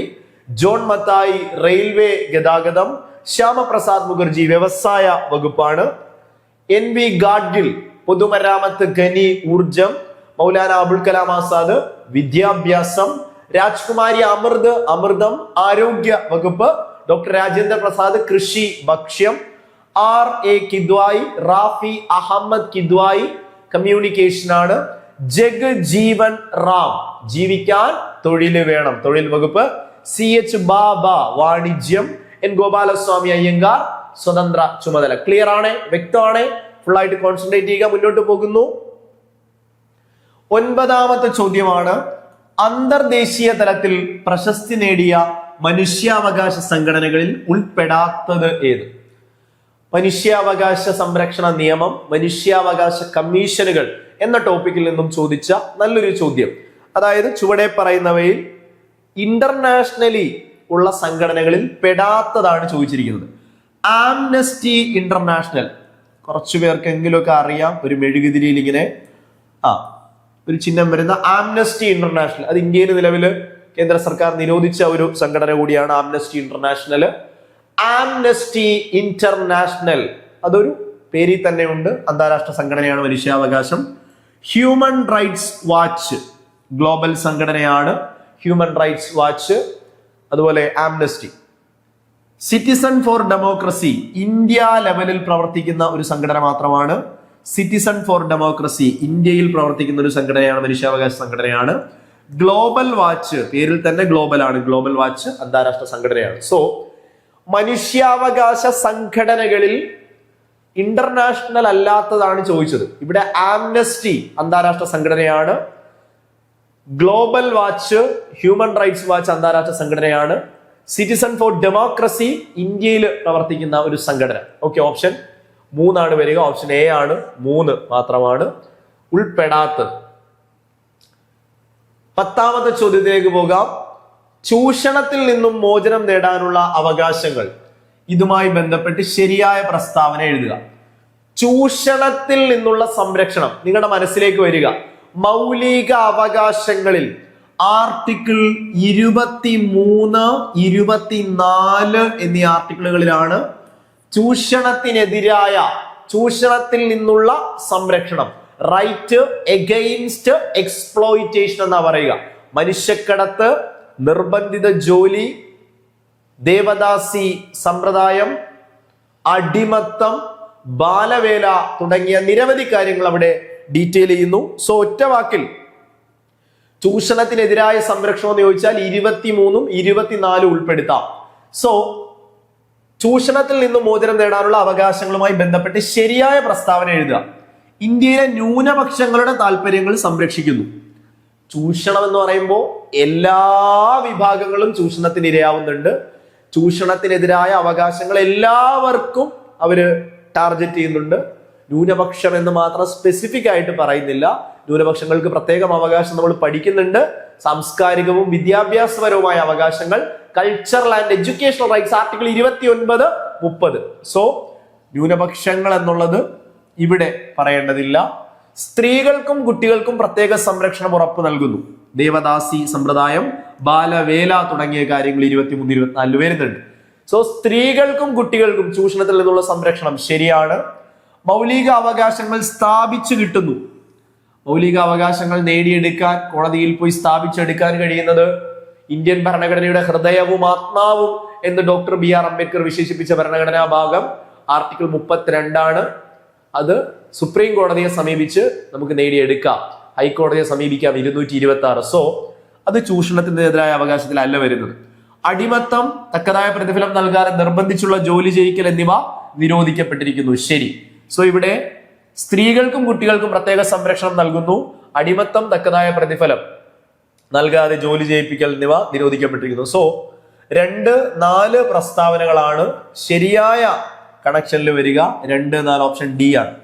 സോ നല്ലൊരു ചോദ്യം, ഫണ്ടമെന്റൽ റൈറ്റ്സിൽ നിന്ന് തന്നെ ഡയറക്റ്റ് ചോദിക്കാതെ കുറച്ചൊരു സ്റ്റേറ്റ്മെന്റ് തന്നിട്ട് കൃത്യമായി വായിച്ച് ആൻസർ ചെയ്യാൻ പറ്റുന്ന ഒരു ചോദ്യമാണ്. സോ ഇന്ത്യയിലെ 6 മൗലിക അവകാശങ്ങളിൽ ചൂഷണത്തിനെതിരായ അവകാശങ്ങൾ 23, 24 പൊതുവെ പറയുമ്പോൾ 2 കാര്യങ്ങൾ അവിടെ വരുന്നുണ്ട്. നിർബന്ധിത ജോലി, മനുഷ്യക്കടത്ത്, അടിമത്തം, ദേവദാസി സമ്പ്രദായം. 24ലേക്ക് പോകുമ്പോൾ ബാലവേല നിരോധനം. സോ ഇവിടെ ഏതൊക്കെയാ കറക്റ്റ് വരിക? സ്ത്രീകൾക്കും കുട്ടികൾക്കും പ്രത്യേക സംരക്ഷണം നൽകുന്നു, അടിമത്തം, നിർബന്ധിത ജോലി എന്നിവ നിരോധിക്കുന്നു. സോ ശരിയാണ് ഓപ്ഷൻ ഡി. കൃത്യമായി വായിച്ച് ആൻസർ ചെയ്യുക. അടുത്തത് 11ാമത്തെ ചോദ്യം. ഇന്ത്യയുടെ ഭരണഘടന പ്രകാരം ഓരോ ഇന്ത്യൻ പൗരന്റെയും മൗലിക കടമകളിൽ ഉൾപ്പെടുന്നവ തിരഞ്ഞെടുത്തെഴുതുക. പ്രീവിയസ് വർക്കൗട്ടുകളിലെല്ലാം വളരെ ഡീറ്റെയിൽഡ് ആയിട്ട് നമ്മൾ ഇത് പഠിച്ചിട്ടുണ്ട്. കാരണം ഞാൻ പറഞ്ഞു, ഈ അടുത്ത കാലത്ത് ചില പരീക്ഷകളുടെ ഒരു മെത്തേഡ് നോക്കിയാൽ ഇങ്ങനെ ഒരു ചോദ്യം വരുമെന്ന് നേരത്തെ നമ്മൾ പറഞ്ഞതാണ്. കാരണം നമ്മുടെ സിലബസിൽ മൗലിക കടമകൾ, ഫണ്ടമെന്റൽ ഡ്യൂട്ടീസ് ഓൾറെഡി മെൻഷൻ ചെയ്യുന്നുണ്ട്. ഭാഗം 4A ആർട്ടിക്കിൾ 51A കടമകൾ വരുന്നത്. നിലവിൽ 11 മൗലിക കടമകളാണുള്ളത്. 51A A മുതൽ K വരെ 11 കടമകളാണ് ഇന്ത്യൻ ഭരണഘടനയിലുള്ളത്. ഈ രാജ്യത്തെ ഒരു പൗരൻ എന്ന നിലയിൽ ഞാനും നിങ്ങളും ഉൾപ്പെടുന്ന ഇന്ത്യൻ പൗരന്മാർക്ക് ബാധകമായ കാര്യങ്ങളാണ് മൗലിക കടമകൾ. സോ ഈ കടമകൾ ചെയ്യാൻ ഞാനും നിങ്ങളും ബാധ്യസ്ഥരാണ്. 11 കടമകളും A മുതൽ K വരെ അതാത് ആൽഫബറ്റുകൾ കണക്ട് ചെയ്ത് തന്നെ പഠിച്ചു വെക്കുക. എക്സാമിന് ചോദിക്കും. ഇനിയും റിപ്പീറ്റ് ചെയ്ത് പറയുന്നു, ഒരു പക്ഷേ ഇതുപോലെ കടമകള് സ്റ്റേറ്റ്മെന്റ് ആയിട്ട് തന്നിട്ട് കടമയാണോ അല്ലയോ, മൗലിക അവകാശമാണോ, മാർഗനിർദ്ദേശമാണോ, കടമയാണോ എന്ന് കണ്ടുപിടിക്കാൻ ചോദിക്കാം സ്റ്റേറ്റ്മെന്റ് തന്നിട്ട്. അല്ല എങ്കിൽ നേരത്തെ പറഞ്ഞ പോലെ ഭാഗം 4A 51A 11 കടമകളെയും A മുതൽ K വരെ കൃത്യമായി ഓരോ ആൽഫബറ്റ് വെച്ച് ഇന്ന കടമ ഏത് ആൽഫബറ്റിക്കിലാണ് വരുന്നത് ചോദിക്കും. സോ ക്ലിയർ കട്ടായിട്ട് പഠിച്ചോണം. ഓൾറെഡി നമ്മൾ മെൻഷൻ ചെയ്തിട്ടുള്ളതാണ്, എങ്കിലും ഇവിടെ ഒന്നുകൂടെ വേഗത്തിൽ പറഞ്ഞു തരും. സോ ആദ്യം തന്നെ നമുക്ക് ജസ്റ്റ് ഒന്ന് വേഗത്തിൽ പറഞ്ഞു പോകാം. A മുതൽ K വരെ 11 കടമകളെ നമ്മൾ കണക്ട് ചെയ്തു. എയിൽ നമ്മൾ പഠിച്ചത് ആദരിക്കണം, ആദരിക്കുക, അനുസരിക്കുക എന്നാണ്.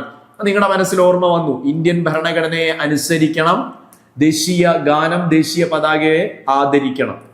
So B. അപ്പോ A ഫോർ ആദരിക്കുക, അനുസരിക്കുക. ഒന്നാമത്തെ കടമ ഈ രാജ്യത്തിന്റെ ഭരണഘടനയെ അനുസരിക്കണം, ദേശീയ ഗാനത്തെയും ദേശീയ പതാകയും ആദരിക്കണം. രണ്ടാമത് നമ്മൾ ബി ആണ് പറഞ്ഞത്. ബി ഫോളോ, ബി ഫോളോ, നമ്മൾ പിന്തുടരണം. ഈ രാജ്യത്തിന്റെ ആശയങ്ങളെ, ആദർശങ്ങളെ, സ്വാതന്ത്ര്യ സമര ആശയങ്ങളെ, ആദർശങ്ങളെ പിന്തുടരുക, പരിപോഷിപ്പിക്കുക. B for B follow. പിന്തുടരുക, പരിപോഷിപ്പിക്കുക. ഈ രാജ്യത്തിന്റെ മഹത്തായ ആശയങ്ങളെ, സ്വാതന്ത്ര്യ സമര ആദർശങ്ങളെ പിന്തുടരുക, പരിപോഷിപ്പിക്കുക. B follow. സി നമ്മൾ ഇങ്ങനെയാ പറഞ്ഞത്, മൂന്നാമത്തെ കടമ. സി ഇങ്ങനെ യു പോലെ, സി തിരിച്ച് യു ആക്കുക. Unity, integrity and sovereignty. രാജ്യത്തിന്റെ ഐക്യം, അഖണ്ഡത, പരമാധികാരം. ഇന്ത്യൻ ഭരണഘടനയിൽ ഭാഗം 4A ആർട്ടിക്കിൾ 51A മൂന്നാമത്തെ കടമ 51A സിയിൽ പറയുന്നു, രാജ്യത്തിന്റെ ഐക്യം, അഖണ്ഡത, പരമാധികാരം. യൂണിറ്റി, ഇന്റഗ്രിറ്റി ആൻഡ് സോവറിനിറ്റി ആണ് സിയിൽ വരിക. ഇനി ഡിയിലേക്ക് പോയാൽ, ഡി നമ്മൾ എന്താ പറഞ്ഞത്? D for defence, D for ദേശസേവനം. രാജ്യം ആവശ്യപ്പെട്ടാൽ ഞാനും നിങ്ങളും രാജ്യത്തിന് വേണ്ടി പ്രതിരോധിക്കാൻ ഇറങ്ങേണ്ടി വരും. ഒരുപക്ഷെ പട്ടാളത്തിൽ സൈനിക സേവനം ചെയ്യേണ്ടി വരാം. രാജ്യം ആവശ്യപ്പെട്ടാൽ ദേശസേവനം, ഡിഫെൻഡ് ചെയ്യുക, ഡിഫൻസ് ചെയ്യുക എന്ന് പറഞ്ഞു. ഡി ഫോർ ഡിഫൻസ് എന്ന് പഠിക്കുക. ഓക്കെ, ക്ലിയർ ആണ്, വ്യക്തമാണ്. ഓക്കെ, അപ്പോ എ ബി സി ഡി മുന്നോട്ട് പോകുന്നു. വേഗം ജസ്റ്റ് അതൊന്ന് പറഞ്ഞ് ഓർമ്മപ്പെടുത്തിയ ശേഷം ചോദ്യത്തിലേക്ക് വരും. ഈ നമ്മൾ എന്താ പഠിച്ചത്? ഓർമ്മയുള്ളവർ പറ. സ്ത്രീ എന്നാ പറഞ്ഞത്? സ്ത്രീ സാഹോദര്യം. 2 പോയിന്റുകൾ അവിടെ പഠിക്കണം. സ്ത്രീ, ഈ സ്ത്രീ സാഹോദര്യം. രാജ്യത്ത് സ്ത്രീകളുടെ അന്തസ്സിനെ ഹനിക്കുന്ന പ്രവർത്തികളിൽ ഇടപെടാൻ പാടില്ല. സ്ത്രീകളുടെ അന്തസ്സിനെ ഹനിക്കുന്ന പ്രവർത്തികൾ ചെയ്യരുത്. രാജ്യത്തുള്ള എല്ലാവർക്കും ഇടയിൽ സാഹോദര്യം നിലനിർത്തുക. 51A സ്മോൾ ലെറ്റർ ഇ, സ്ത്രീ സാഹോദര്യം എന്ന് പഠിക്കുക. എഫ്, ഈ എക്സാമിന് ഈ ക്വസ്റ്റ്യനിൽ എഫ് ഉണ്ട്. എഫ് ഞാൻ എന്താ പറഞ്ഞത്? ഫാദറിനെ ഓർക്കുക, അച്ഛനെ ഓർക്കണം നിങ്ങൾ. ഫാദർ എന്ന് ഓർക്കുക. പിതാവ്, പൈതൃകം എന്ന് ഓർക്കുക. രാജ്യത്തിന്റെ സമ്പന്നമായ സാംസ്കാരിക പൈതൃകത്തെ വിലമതിക്കുക, സംരക്ഷിക്കുക. രാജ്യത്തിന്റെ സമ്പന്നമായ സാംസ്കാരിക പൈതൃകത്തെ വിലമതിക്കുക, സംരക്ഷിക്കുക എന്ന് പറയുന്ന ആർട്ടിക്കിൾ എഫ് ആണ്. എഫ് ഫാദറിനെ ഓർക്കുക, ഫാദർ എന്ന് ഓർക്കുക. എഫ് പൈതൃകമാണ്. ഓക്കെ, ജിയിൽ എന്താ നമ്മൾ പറഞ്ഞത്? ജി ഫോർ വനം, വന്യജീവി, പരിസ്ഥിതി സംരക്ഷണം. അതായത് ജി ഫോർ ഗ്രീൻ ആണ്. ഗ്ലോബ്, ഭൂമിയെ പറ്റി ഓർക്കുക, വനം, വന്യജീവി, പരിസ്ഥിതി സംരക്ഷണം. എച്ച് പറഞ്ഞു, ജി എച്ച്. എച്ച് എന്ന അക്ഷരം ഓർത്ത് വെക്കുക. ഹൈ ലെവൽ തിങ്കിങ് ഉണ്ടാവണം, ഹ്യൂമാനിറ്റി ഉണ്ടാവണം. ഹൈ ലെവൽ തിങ്കിങ്, ഹ്യൂമാനിറ്റി 2 കാര്യങ്ങളാണ്. തെറ്റിക്കുകയും ചെയ്യരുത്. ഹൈ ലെവൽ തിങ്കിങ്, ഹ്യൂമാനിറ്റി, മാനവികത, മാനവികത, ഹ്യൂമാനിറ്റി ഉണ്ടാവണം, മാനവികത ഉണ്ടാവണം. ശാസ്ത്രീയ മനോഭാവം, മാനവികത എച്ചിൽ പറയുന്നു. ശ്രദ്ധിച്ചേ. അപ്പോ ഈ സ്ത്രീ സാഹോദര്യം. എഫ് രാജ്യത്തിന്റെ പൈതൃകം. ജി വനം, വന്യജീവി, പരിസ്ഥിതി സംരക്ഷണം. എച്ച് ശാസ്ത്രീയ മനോഭാവം, മനുഷ്യത്വം. ഇനി 3 ഐയിൽ പറയുന്നത് രാജ്യത്തെ പൊതുമുതല് സംരക്ഷിക്കണം, അക്രമം ഉപേക്ഷിക്കണം. ഞാൻ ഇങ്ങനെയാണ് കണക്ട് ചെയ്തത്. ഐ എന്ന് പറയുമ്പോൾ ഞാൻ എന്ന അർത്ഥമാണ് ഇംഗ്ലീഷിൽ വരിക. ഇതെല്ലാം എന്റേതു കൂടിയാണ്, ഈ രാജ്യത്തുള്ള എല്ലാം എന്റേതു കൂടിയാണെന്ന് കരുതിയാൽ ഒന്നും നശിപ്പിക്കാൻ പാടില്ല. പൊതുമുതൽ സംരക്ഷിക്കുക, അക്രമം ഉപേക്ഷിക്കുക. ഐ ആണ്. പൊതുമുതൽ സംരക്ഷിക്കുക, അക്രമം ഉപേക്ഷിക്കുക. ഐ. ജെ ഫോർ ജോഗിങ് എന്നാ പഠിച്ചത്. രാജ്യം മുന്നേറുന്നു. രാജ്യത്തിന്റെ വളർച്ചയിൽ, മുന്നേറ്റത്തിൽ ഞാനും നിങ്ങളും എന്ത് ചെയ്യണം? പങ്കാളികളാവുക. ഞാനും നിങ്ങളും നമ്മുടെ കോൺട്രിബ്യൂഷൻ, രാജ്യത്തിന്റെ വളർച്ചയിൽ ഞാനും നിങ്ങളും പങ്കാളികളാവുക. കെ അവസാനത്തെ കടമ എല്ലാവർക്കും കിട്ടുന്നതാണ്.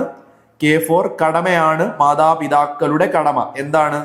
6 മുതൽ 14 വയസ്സ് വരെയുള്ള കുട്ടികൾക്ക് വിദ്യാഭ്യാസത്തിനുള്ള സാഹചര്യം ഒരുക്കുക എന്നത് മാതാപിതാക്കളുടെ കടമയാണ്. ഓക്കെ, ഇനി നിങ്ങൾ ഇതൊന്ന് ഓപ്ഷനിലേക്ക് വരിക. നിങ്ങൾക്ക് ഇത് കിട്ടും. ക്ലിയർ ആയിട്ട് നിങ്ങൾ എനിക്ക് ഏതാണ് ആൽഫബറ്റ് എന്നുൾപ്പെടെ പറയും.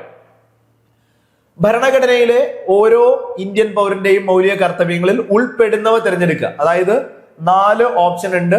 അതിൽ കടമയാണോ അല്ലയോ, 11 കടമകളിൽ പെടുന്നതാണോ അല്ലയോ എന്ന് മാത്രം കണ്ടുപിടിച്ചാൽ മതി. നോക്കിയേ, ഭാരതത്തിന്റെ പരമാധികാരം, ഐക്യം, അഖണ്ഡത നിലനിർത്തുക, സംരക്ഷിക്കുക. നിങ്ങൾ പറ, കടമയാണ് എങ്കിൽ ഏത് ഓപ്ഷനിൽ വരും, ഏത് ക്ലോസിൽ വരും? ഐക്യം, അഖണ്ഡത, പരമാധികാരം, unity, integrity, sovereignty. 51 small letter C ആണ് ശരി. നമ്മുടെ സംസ്കാര സമന്വയത്തിന്റെ സമ്പന്നമായ പാരമ്പര്യത്തെ വിലമതിക്കുകയും നിലനിർത്തുകയും ചെയ്യുക. രാജ്യത്തിന്റെ സമ്പന്നമായ പാരമ്പര്യത്തെ വിലമതിക്കുക, നിലനിർത്തുക. ഏതാ വരിക? പൈതൃകം, പാരമ്പര്യം, വിലമതിക്കാൻ പറഞ്ഞു. എഫിലാണ് പറഞ്ഞത്. അച്ഛനെ ഓർക്കണം, ഫാദർ എന്ന് പറഞ്ഞു. ശാസ്ത്രീയമായ കാഴ്ചപ്പാട്, മാനവികത, അന്വേഷണത്തിനും പരിഷ്കരണത്തിനുമുള്ള മനോഭാവം വികസിപ്പിക്കുക. ശാസ്ത്രീയമായ കാഴ്ചപ്പാട്, ഉയർന്ന ചിന്താഗതി, ഹൈ ലെവൽ തിങ്കിങ്, മനുഷ്യത്വം, മാനവികത, humanity, high level thinking. H ആണ്. Very good. ഇനി പൊതു സ്വത്ത് സംരക്ഷിക്കുകയും ശപഥം ചെയ്ത് അക്രമം ഉപേക്ഷിക്കുകയും ചെയ്യുക. പൊതുമുതൽ സംരക്ഷിക്കുക. ഇതെല്ലാം എന്റേതു കൂടിയാണ്. പൊതുമുതൽ സംരക്ഷിക്കണം, അക്രമം ഉപേക്ഷിക്കുക. കടമയാണ്. ഐയിലാണ് പറഞ്ഞത്. കിട്ടുന്നുണ്ടോ? വളരെ ഇമ്പോർട്ടന്റ് ആണ്. ഈ രീതിയിൽ കോഡ് ചെയ്ത് വെച്ചാൽ എല്ലാ എക്സാമിനും യൂസ്ഫുൾ ആണ്. നിരന്തരം ഈ രീതിയിൽ ചോദിക്കുന്നുണ്ട്. 1 2 3 4 എല്ലാം ശരി, എല്ലാം ശരി. ക്ലിയർ ആണ്. നെക്സ്റ്റ് ചോദ്യത്തിലേക്ക് പോകുന്നു. അടുത്ത ചോദ്യം 12ാമത്തെ ചോദ്യം വിവരാവകാശ കമ്മീഷനുമായി ബന്ധപ്പെട്ട തെറ്റായ പ്രസ്താവനയാണ്. 2005 വിവരാവകാശ നിയമപ്രകാരം നിലവിൽ വന്ന വിവരാവകാശ കമ്മീഷനെ കുറിച്ച് ബന്ധപ്പെട്ട തെറ്റായ പ്രസ്താവനയാണ് നമുക്ക് വേണ്ടത്. രാജസ്ഥാനിലെ മസ്ദൂർ കിസാൻ ശക്തി സംഘടന എന്ന സംഘടനയുടെ പ്രവർത്തനങ്ങളാണ് വിവരാവകാശ നിയമനിർമ്മാണത്തിലേക്ക് നയിച്ചത്. ഏറ്റവും കൂടുതൽ തവണ റിപ്പീറ്റ് ചെയ്തൊരു ചോദ്യമാണ്. ഇന്ത്യയില് റൈറ്റ് ടു ഇൻഫർമേഷൻ ആക്ടിന് വേണ്ടി ഇടപെട്ട പ്രവർത്തിച്ച പ്രധാനപ്പെട്ട ഒരു സംഘടനയാണ് രാജസ്ഥാനിലെ MKSS, മസ്ദൂർ കിസാൻ ശക്തി സംഘടൻ. അരുണ റോയ് ആണ് സ്ഥാപക, മറ്റു നേതാക്കന്മാരുമുണ്ട്. എനിവേ, MKSS രാജസ്ഥാന്റെ പ്രവർത്തനങ്ങൾ വിവരാവകാശ നിയമത്തിന്റെ രൂപീകരണത്തിൽ പ്രധാന പങ്ക് വഹിച്ചു. പ്രസ്താവന ശരി. പൊതു സ്ഥാപനങ്ങളുടെ കൈവശമുള്ള വിവരങ്ങൾ, ഇന്ത്യയിലെ പൊതുസ്ഥാപനങ്ങൾ, പ്രത്യേകിച്ച് ഗവൺമെന്റ് അല്ലെങ്കിൽ ഗവൺമെന്റിന്റെ നിയന്ത്രണത്തിൽ വരുന്ന സ്ഥാപനങ്ങൾ ആവശ്യപ്പെടുന്ന പക്ഷം പൗരന്മാർക്ക് വിവരങ്ങൾ ലഭ്യമാകുന്നു. പ്രസ്താവന ശരിയാണല്ലോ. ഈ രാജ്യത്തെ പൗരന്മാർക്ക് അറിയാനുള്ള അവകാശം, ഇൻഫർമേഷനുള്ള അവകാശം നൽകുന്നു. പൊതുസ്ഥാപനങ്ങളിലുള്ള വിവരങ്ങൾ ആവശ്യപ്പെടുന്നതനുസരിച്ച് പൗരന്മാർക്ക് ലഭ്യമാകുന്നു. കോടതി പരിഗണനയിലുള്ള വിവരങ്ങൾ, വ്യക്തികളുടെ ജീവനും സുരക്ഷയ്ക്കും ഭീഷണിയാകുന്ന വിവരങ്ങൾ എന്നിവ വെളിപ്പെടുത്തുന്നു എന്ന് പറഞ്ഞാൽ തെറ്റ്. കോടതിയുടെ പരിഗണനയിലുള്ള വിഷയങ്ങൾ എന്ത് ചെയ്യില്ല? വെളിപ്പെടുത്താൻ കഴിയില്ല. വ്യക്തികളുടെ ജീവനും സുരക്ഷയ്ക്കും ഭീഷണിയാകുന്ന വിവരങ്ങൾ വെളിപ്പെടുത്താൻ പാടില്ല. സാധാരണഗതിയിൽ ഈ രണ്ടും വെളിപ്പെടുത്താറില്ല.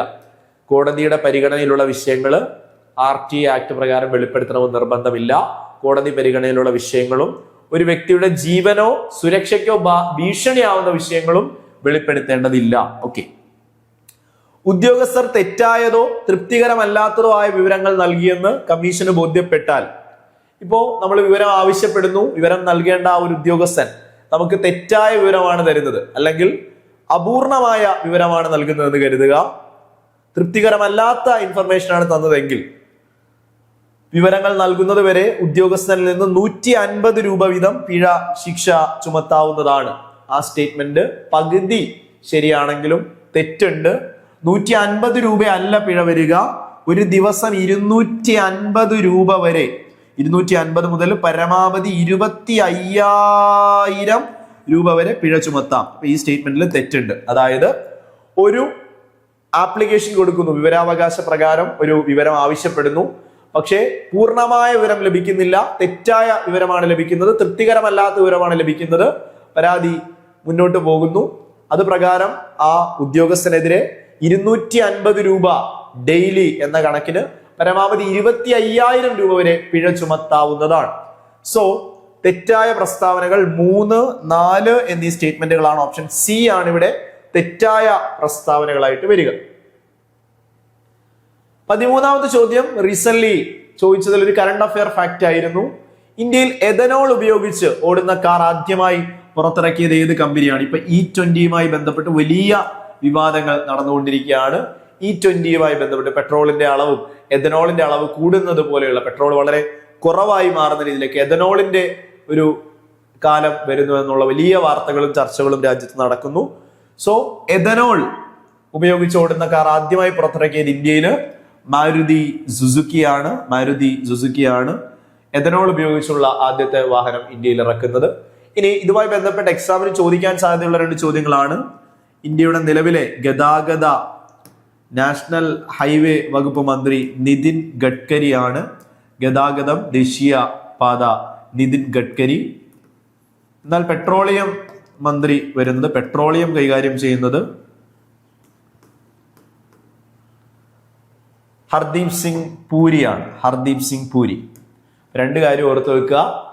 E20 ഉപയോഗിച്ചുള്ള ആദ്യത്തെ വാഹനം പുറത്തിറക്കിയത്, അല്ലെങ്കിൽ E20യേക്കാൾ എഥനോൾ ഉപയോഗിച്ചുള്ള ആദ്യത്തെ വാഹനം പുറത്തിറക്കുന്നത് മാരുതി സുസുക്കിയാണ്. ഇനി ഇന്ത്യയുടെ നിലവിലെ ദേശീയപാത ഗതാഗത വകുപ്പ് മന്ത്രി നിതിൻ ഗഡ്കരി, പെട്രോളിയം വകുപ്പ് കൈകാര്യം ചെയ്യുന്നത് ഹർദീപ് സിംഗ് പൂരി. 14ാമത്തെ ചോദ്യമാണ്, ഗംഗാ ശുദ്ധീകരണവുമായി ബന്ധപ്പെട്ട പദ്ധതി താഴെ പറയുന്നതിൽ ഏതാണ്? ഇന്ത്യയുടെ ദേശീയ നദി ഗംഗാ നദിയാണ്. ഗംഗാ നദിയുടെ ശുചീകരണവുമായി ബന്ധപ്പെട്ടുകൊണ്ട് കേന്ദ്ര സർക്കാർ ആരംഭിച്ച പദ്ധതി പുണ്യഗംഗ, നമാമി ഗംഗ, ഗംഗോത്രി, ഗംഗോദ്ധാരൺ. ശരിയായ ഉത്തരം ഓപ്ഷൻ ബി ആണ്, നമാമി ഗംഗ. Option B, Namami Ganga. ഗംഗാ നദിയുടെ ശുദ്ധീകരണവുമായി ബന്ധപ്പെട്ട് കേന്ദ്ര സർക്കാർ ആരംഭിച്ച പദ്ധതി Namami Ganga. Option B correct answer. ഇന്ത്യയുടെ ദേശീയ നദി ഗംഗയെ ദേശീയ നദിയായി പ്രഖ്യാപിച്ചത് 2008 നവംബർ 4. ഡേറ്റ് കൃത്യമായിട്ട് പഠിച്ചോളാം. ദേശീയ നദി ഗംഗാ നദി 2008 നവംബർ മാസം 4-ാം തീയതി 2008 നവംബർ 4 ഗംഗയെ ദേശീയ നദിയായി പ്രഖ്യാപിച്ചു. ഗംഗാ നദിയുടെ നീളം 2525 കിലോമീറ്റർ ആണ്. 2525 കിലോമീറ്റർ. ഇന്ത്യയിലെ ഏറ്റവും വലിയ നദി ഗംഗ, ഏറ്റവും കൂടുതൽ പോഷക നദികളുള്ള നദി ഗംഗ. ഇന്ത്യയിലെ ഏറ്റവും വലിയ നദിയാണ്, ഏറ്റവും കൂടുതൽ പോഷക നദികളുള്ള നദി. 2525 കിലോമീറ്റർ ആണ് ഉള്ളത്. ഓക്കെ, 2008 നവംബർ 4 ദേശീയ നദിയായി പ്രഖ്യാപിച്ചു. ഇനി നല്ലൊരു ചോദ്യമായിരുന്നു, ചാണക്യ എന്ന തൂലികാ നാമത്തിൽ രചനകൾ നടത്തിയ പ്രധാനമന്ത്രി ആരാണെന്ന് ചോദിച്ചു. ഇന്ത്യ ചരിത്രത്തിൽ ചാണക്യ എന്ന തൂലികാ നാമത്തിൽ രചനകൾ നടത്തിയത് ആരായിരുന്നു? PV നരസിംഹറാവു, അടൽ ബിഹാരി വാജ്പേയി, ജവഹർലാൽ നെഹ്റു, ചരൺ സിംഗ്. ശരിയായ ഉത്തരം ഓപ്ഷൻ സി, ജവഹർലാൽ നെഹ്റു ആണ്. ഇന്ത്യയില് ചാണക്യ എന്ന പേരില് രചനകൾ നടത്തിയ പ്രധാനമന്ത്രി ജവഹർലാൽ നെഹ്റു. ഇന്ത്യയിൽ ആദ്യമായി വയോജന വകുപ്പ് ആരംഭിച്ച സംസ്ഥാനം? നല്ല ചോദ്യമാണ്. ഇന്ത്യയിൽ ആദ്യമായി വയോജന വകുപ്പ്, 60 വയസ്സിന് മുകളിൽ പ്രായമുള്ള വയോജനങ്ങൾക്കായി വകുപ്പ് ആരംഭിച്ച സംസ്ഥാനം, വയോജന വകുപ്പ് ഇന്ത്യയിൽ ആരംഭിച്ചത് കേരളമാണ്. കേരളത്തിലാണ് വയോജന വകുപ്പ് ആദ്യമായി ആരംഭിച്ച സംസ്ഥാനം കേരളമാണ്. ഇന്ത്യയിൽ ആദ്യമായി വയോജന സംരക്ഷണ നിയമം കൊണ്ടുവന്നു. വയോജന കമ്മീഷൻ ആരംഭിച്ചു. നോക്കിയേ, 3 ചോദ്യങ്ങൾ ഇവിടുന്ന് റീസെന്റ് വന്നുകൊണ്ടേയിരിക്കുന്നു. ഇന്ത്യ രാജ്യത്ത് ആദ്യമായി വയോജനങ്ങൾക്കായി ഒരു നിയമം കൊണ്ടുവന്ന ആദ്യ സംസ്ഥാനം Keralam. 2025 state elderly commission act എന്ന നിയമം, അതുപ്രകാരം ഇന്ത്യയിൽ ആദ്യമായി ഒരു സംസ്ഥാനത്ത് ആദ്യമായി വയോജന കമ്മീഷൻ ആരംഭിച്ചു. അപ്പോൾ വയോജനങ്ങൾക്കായി ആദ്യമായി നിയമം കൊണ്ടുവന്നത് കേരളം, കമ്മീഷൻ ആരംഭിച്ചത് കേരളം, സ്വന്തമായ ഒരു വകുപ്പ് ആരംഭിച്ചത് Keralam. Okay, 2025 Kerala state elderly commission act പ്രകാരം തിരുവനന്തപുരം ആസ്ഥാനമായി കേരള വയോജന കമ്മീഷൻ ആദ്യ അധ്യക്ഷൻ കെ സോമപ്രസാദ്. പ്രീവിയസ് ക്വസ്റ്റ്യൻ, അതായത് ഇന്ത്യയിൽ ആദ്യമായി ഒരു സംസ്ഥാനത്ത് സംസ്ഥാന വയോജന കമ്മീഷൻ വരുന്നു. കേരള സംസ്ഥാന വയോജന കമ്മീഷൻ, തിരുവനന്തപുരമാണ് ആസ്ഥാനം. കേരള സംസ്ഥാന വയോജന കമ്മീഷന്റെ ആദ്യത്തെ അധ്യക്ഷൻ കെ സോമപ്രസാദ് ചോദിക്കും. ഇനി നമ്മുടെ ചോദ്യം കേരളത്തിലെ ആദ്യത്തെ വയോജന വകുപ്പ് മന്ത്രി എന്നായിരുന്നെങ്കിലോ? ഇന്ത്യയിൽ ആദ്യമായി വയോജന വകുപ്പ് ആരംഭിച്ച സംസ്ഥാനം കേരളം. കേരളത്തിലെ ആദ്യത്തെ വയോജന വകുപ്പ് കൈകാര്യം ചെയ്യുന്ന മിനിസ്റ്റർ മന്ത്രി CP ജോൺ. CP ജോൺ എന്ന് പഠിക്കുക. കേരളത്തിലെ ആദ്യത്തെ വയോജന വകുപ്പ് കൈകാര്യം ചെയ്യുന്ന മന്ത്രി CP ജോൺ. നിങ്ങളോട് എക്സാമിന് ചോദിക്കും, ഉറപ്പായിട്ടും ചോദിക്കും. 2025 ജൂൺ 15 ആരംഭിച്ച സ്ത്രീകൾക്ക്, വനിതകൾക്കും ട്രാൻസ്ജെൻഡേഴ്സിനും സൗജന്യ യാത്ര ഓർഡിനറി ബസ്സുകളിൽ നടത്തുന്ന പ്രിയദർശിനി എന്ന പദ്ധതി ഗതാഗത വകുപ്പിന്റെ കീഴിലാണ്. കേരള സംസ്ഥാന ഗതാഗത വകുപ്പ് മന്ത്രി നിലവിൽ CP ജോൺ ആണ്. രണ്ട് രീതിയിൽ ചോദ്യം വരാം. വയോജന വകുപ്പ് മന്ത്രി CP ജോൺ, ഗതാഗത വകുപ്പ് മന്ത്രി CP ജോൺ. ഓക്കെ, ഇനി ഇവിടുന്ന് വേറൊരു ചോദ്യം വരും. ഇന്ത്യയിൽ ആദ്യമായി AI വകുപ്പ്, ആർട്ടിഫിഷ്യൽ ഇന്റലിജൻസ് വകുപ്പ് ആരംഭിച്ച ആദ്യ സംസ്ഥാനവും കേരളം. വയോജന വകുപ്പ് ആരംഭിച്ചത് കേരളം. AI ആർട്ടിഫിഷ്യൽ ഇന്റലിജൻസ് വകുപ്പ്, AI വകുപ്പ് ആരംഭിച്ച സംസ്ഥാനം കേരളമാണ്. കേരളത്തിന്റെ ആദ്യ AI വകുപ്പ് മന്ത്രി PK കുഞ്ഞാലിക്കുട്ടിയാണ്. AI വകുപ്പ് ആരംഭിച്ച സംസ്ഥാനവും കേരളമാണ്. എക്സാമിന് ചോദിക്കുന്നു, ഇന്ത്യയിൽ ആദ്യമായി വയോജന നിയമം, വയോജന കമ്മീഷൻ, വയോജന വകുപ്പ് കേരളത്തിൽ വരുന്നു. ആദ്യത്തെ വയോജന കമ്മീഷൻ അധ്യക്ഷൻ K സോമ പ്രസാദ്, വയോജന വകുപ്പ് മന്ത്രി CP ജോൺ, ഗതാഗത മന്ത്രി CP ജോൺ. AI വകുപ്പ് ഇന്ത്യയിൽ ആദ്യം ആരംഭിച്ചത് കേരളം. കേരളത്തിന്റെ ആദ്യത്തെ AI വകുപ്പ് മന്ത്രി PK കുഞ്ഞാലിക്കുട്ടി. ഓക്കെ, ക്ലിയർ ആണ്, മുന്നോട്ട് പോകുന്നു. കേരളത്തിന്റെ നിലവിലെ നോക്കിയേ, ഒരൊറ്റ എക്സാമിന് തന്നെ ഇപ്പൊ നമ്മൾ ഡിസ്കസ് ചെയ്യുന്ന ചോദ്യങ്ങള് മാറ്റി വെക്കപ്പെട്ട, ക്യാൻസൽ ചെയ്തു പോയ 10th ലെവൽ സെക്കൻഡ് ഫേസിലാണ്. 3ഓളം ചോദ്യങ്ങൾ കേരള മന്ത്രിസഭയെ സംബന്ധിച്ചു വന്നു. 3ഓളം ചോദ്യങ്ങൾ കേരളത്തിലെ നിലവിലെ മന്ത്രിമാരും വകുപ്പുകളും മാത്രം വന്നു. കൃത്യമായിട്ട് പഠിച്ചിട്ട് നമുക്ക് പോണം. കേരളത്തിലെ നിയമ വകുപ്പ് മന്ത്രി VD Satheesan, CP John, K Muraleedharan, Mons Joseph. കൃത്യമായ ഉത്തരം VD സതീശനാണ്. മുഖ്യമന്ത്രി തന്നെയാണ് നിയമ വകുപ്പും കൈകാര്യം ചെയ്യുന്നത്. ഇനി നോക്കാം, കേരളത്തിലെ 16ാം നിയമസഭയിലെ ആഭ്യന്തര മന്ത്രി ആരാണ്? 4ഓളം ചോദ്യങ്ങൾ വന്നല്ലേ. ആഭ്യന്തര മന്ത്രി നിലവിൽ ശ്രീ K മുരളീധരൻ, PK കുഞ്ഞാലിക്കുട്ടി, രമേശ് ചെന്നിത്തല, സണ്ണി ജോസഫ്. രമേശ് ചെന്നിത്തലയാണ് നിലവിൽ കേരളത്തിന്റെ ആഭ്യന്തര മന്ത്രി. പ്രധാനമായും ഓപ്പറേഷൻ തൂഫാൻ എക്സാമിന് ചോദിക്കാൻ സാധ്യതയുണ്ട്.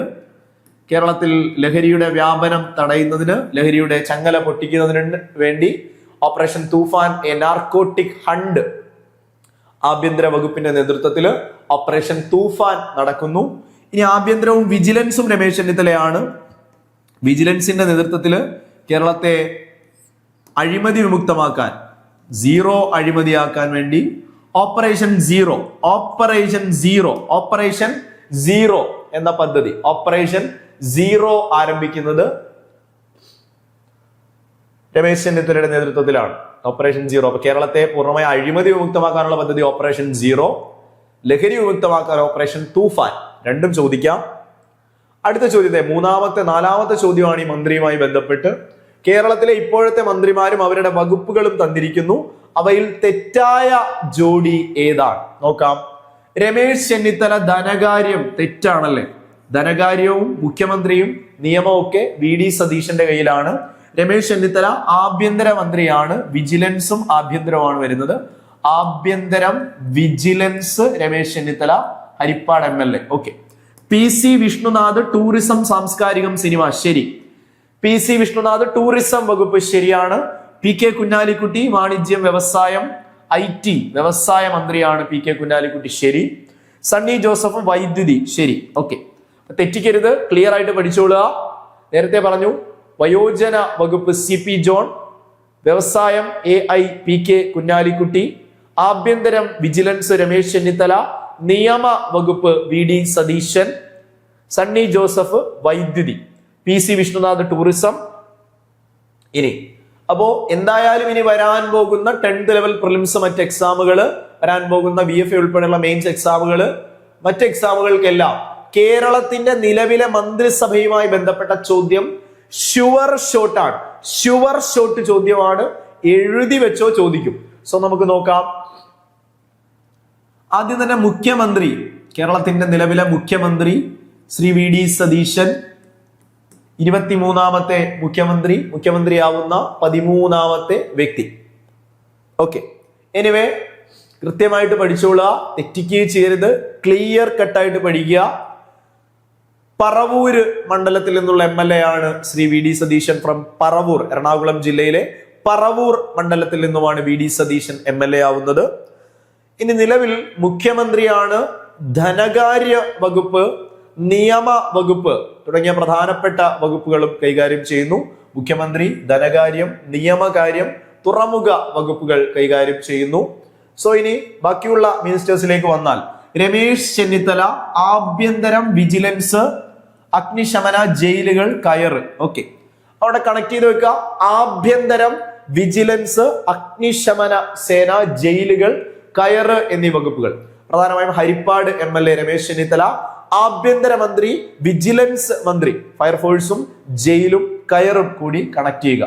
സണ്ണി ജോസഫ് കണ്ണൂരിൽ നിന്നും പേരാവൂരിൽ നിന്നുമാണ് സണ്ണി ജോസഫ്. വൈദ്യുതി വകുപ്പ് ഒരുപാട് തവണ ഓൾറെഡി ചോദിച്ചു. പരിസ്ഥിതി, പാർലമെന്ററി കാര്യം, അനേർട്ട് എന്നീ വകുപ്പുകളാണ്.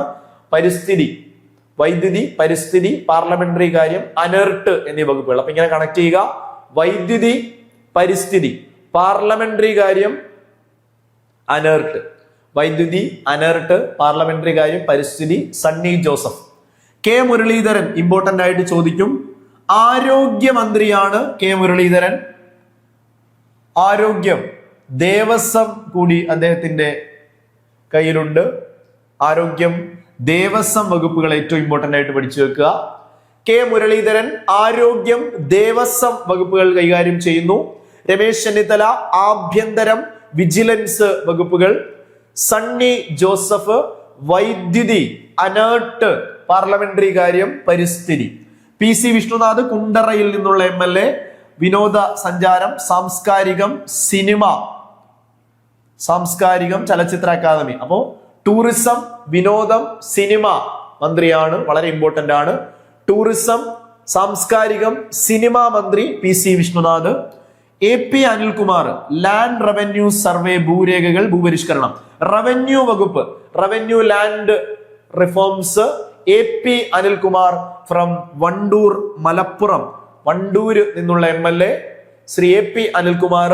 Land revenue, land reforms, revenue മന്ത്രി AP അനിൽകുമാർ. T സിദ്ദിഖ് വയനാട് കൽപ്പറ്റയിൽ നിന്നുള്ള MLA കൃഷി വകുപ്പ് മന്ത്രി എന്ന് പഠിക്കുക. കൃഷി, മണ്ണ് പര്യവേക്ഷണം, മണ്ണ് സംരക്ഷണം, കേരള കാർഷിക സർവകലാശാല, warehousing corporation. Bindu Krishna from Kollam, തൊഴിൽ മന്ത്രി, മൃഗസംരക്ഷണം, ക്ഷീര വികസനം. വനിതാ ശിശുക്ഷേമം. ഓക്കെ, വനിതാ ശിശുക്ഷേമം ഇമ്പോർട്ടന്റ് ആണ്. അപ്പോ തൊഴില്, മൃഗസംരക്ഷണം, വനിതാ ശിശു വികസനം. അപ്പൊ വനിതാ മന്ത്രിമാരിൽ ആദ്യം നമ്മൾ പഠിക്കുന്നത് Bindu Krishna from Kollam MLA ആണ്. ബിന്ദു കൃഷ്ണ പ്രധാനമായിട്ടും തൊഴിൽ വകുപ്പ് ബിന്ദു കൃഷ്ണയാണ്. അതുപോലെ വനിതാ ശിശു വികസനം ആൻഡ് ക്ഷീര വികസനം, മിൽമ. അപ്പൊ ആദ്യത്തെ 7 പേര് വരുമ്പോൾ ഏറ്റവും ഇമ്പോർട്ടന്റ് ആയിട്ട് പഠിച്ചു വെക്കുക. മുഖ്യമന്ത്രി ഉൾപ്പെടെ. മുഖ്യമന്ത്രി വരുമ്പോ മുഖ്യമന്ത്രി, ധനകാര്യ വകുപ്പ്, നിയമ വകുപ്പ് പ്ലസ് തുറമുഖം ശ്രീ വി ഡി സതീശൻ. ആഭ്യന്തരം, വിജിലൻസ് ശ്രീ രമേശ് ചെന്നിത്തല. സണ്ണി ജോസഫ് വൈദ്യുതി, അനേർട്ട്, പരിസ്ഥിതി, പാർലമെന്ററി കാര്യം. കെ മുരളീധരൻ ആരോഗ്യം, ദേവസ്വം വകുപ്പുകൾ. PC വിഷ്ണുനാഥ് ടൂറിസം, സിനിമ, സാംസ്കാരികം. And AP Anilkumar land revenue, land reforms. T Siddique കൃഷി വകുപ്പ് മന്ത്രി. ബിന്ദു കൃഷ്ണ തൊഴില്, വനിതാ ശിശു ക്ഷേമം ആൻഡ് ക്ഷീര വികസനം. KA തുളസി പുതുമുഖമാണ്. കേരള മന്ത്രിസഭയിൽ പട്ടികജാതി, പട്ടികവർഗ, പിന്നാക്ക വിഭാഗ വികസനം. പാലക്കാട് നിന്നും KA തുളസി പട്ടികജാതി, പട്ടികവർഗ വിഭാഗ, പിന്നാക്ക വികസനം. M Liju Kayamkulam MLA excise, സഹകരണ വകുപ്പുകളാണ്. എക്സൈസ് വകുപ്പ് മന്ത്രി M ലിജു. എക്സൈസ് സഹകരണം M ലിജു. OJ ജനീഷ് കായികം, യുവജനക്ഷേമം, മൃഗശാലകൾ, മ്യൂസിയം രജിസ്ട്രേഷൻ, പുരാവസ്തു വകുപ്പ്, ആർക്കൈവ്സ്. അപ്പൊ കൃത്യമായിട്ട് പഠിക്കുക. OJ ജനീഷ്, യുവജന കാര്യം, സ്പോർട്സ്, മ്യൂസിയം, പുരാവസ്തു, രജിസ്ട്രേഷൻ.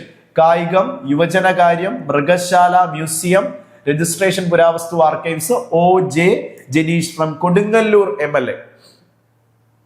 ഇനി റോജി M ജോൺ, അങ്കമാലിയിൽ നിന്നും റോജി M ജോൺ, ഉന്നത വിദ്യാഭ്യാസ വകുപ്പ് മന്ത്രി എന്ന് പഠിക്കുക. റോജി M ജോൺ, ഉന്നത വിദ്യാഭ്യാസം, കോളേജ് വിദ്യാഭ്യാസം, സാങ്കേതിക വിദ്യാഭ്യാസം, സർവകലാശാലകൾ, പ്രവേശന പരീക്ഷ, NCC, ASAP.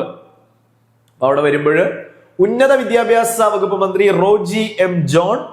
PK Kunhalikutty, Malappuram മണ്ഡലം, വ്യവസായം, വാണിജ്യം, IT, AI, സ്റ്റാർട്ടപ്പ്, ഖനനവും ജിയോളജിയും, കൈത്തറി, ടെക്സ്റ്റൈൽസ്. അപ്പൊ പ്രധാനമായിട്ടും PK കുഞ്ഞാലിക്കുട്ടിയാണ് മന്ത്രിസഭയിലെ ഏറ്റവും സീനിയർ. PK കുഞ്ഞാലിക്കുട്ടിയാണ്.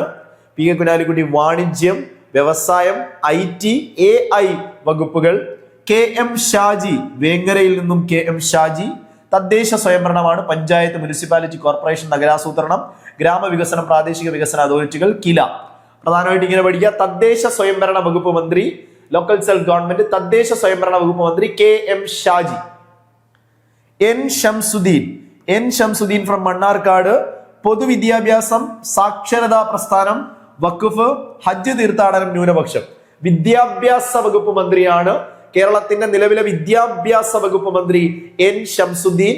കൂടാതെ വഖഫ്, ഹജ്ജ് തീർത്ഥാടനം, ന്യൂനപക്ഷം, സാക്ഷരതാ പ്രസ്ഥാനം N ഷംസുദ്ദീൻ, മണ്ണാർക്കാട്, മലപ്പുറം. അപ്പൊ ശ്രദ്ധിച്ച്, അടുത്ത സെറ്റ് ഓഫ് മന്ത്രിമാരിലേക്ക് വരുമ്പോൾ കേരളത്തിന്റെ നിലവിലെ പട്ടികജാതി, പട്ടികവർഗ, പിന്നാക്ക വിഭാഗക്ഷേമം KA തുളസി എന്ന മന്ത്രി, വനിതാ മന്ത്രി. എക്സൈസ് സഹകരണം M ലിജു, എക്സൈസ് സഹകരണം. കായികം, യുവജന ക്ഷേമം, മ്യൂസിയം, പുരാവസ്തു, ആർക്കൈവ്സ്, OJ ജനീഷ്. ഉന്നത വിദ്യാഭ്യാസം റോജി M ജോൺ. വ്യവസായം, വാണിജ്യം, IT, AI വകുപ്പ് PK കുഞ്ഞാലിക്കുട്ടി. തദ്ദേശ സ്വയംഭരണം KM ഷാജി. വിദ്യാഭ്യാസ മന്ത്രി, വഖഫ്, ഹജ്ജ്, ന്യൂനപക്ഷം N ഷംസുദ്ദീൻ. PK ബഷീർ, പൊതുമരാമത്ത് വകുപ്പ്. PWD, പൊതുമരാമത്ത് വകുപ്പ്, പബ്ലിക് വർക്ക് ഡിപ്പാർട്ട്മെന്റ് വരുന്നത്. PK ബഷീർ, പൊതുമരാമത്ത് വകുപ്പ് PK Basheer.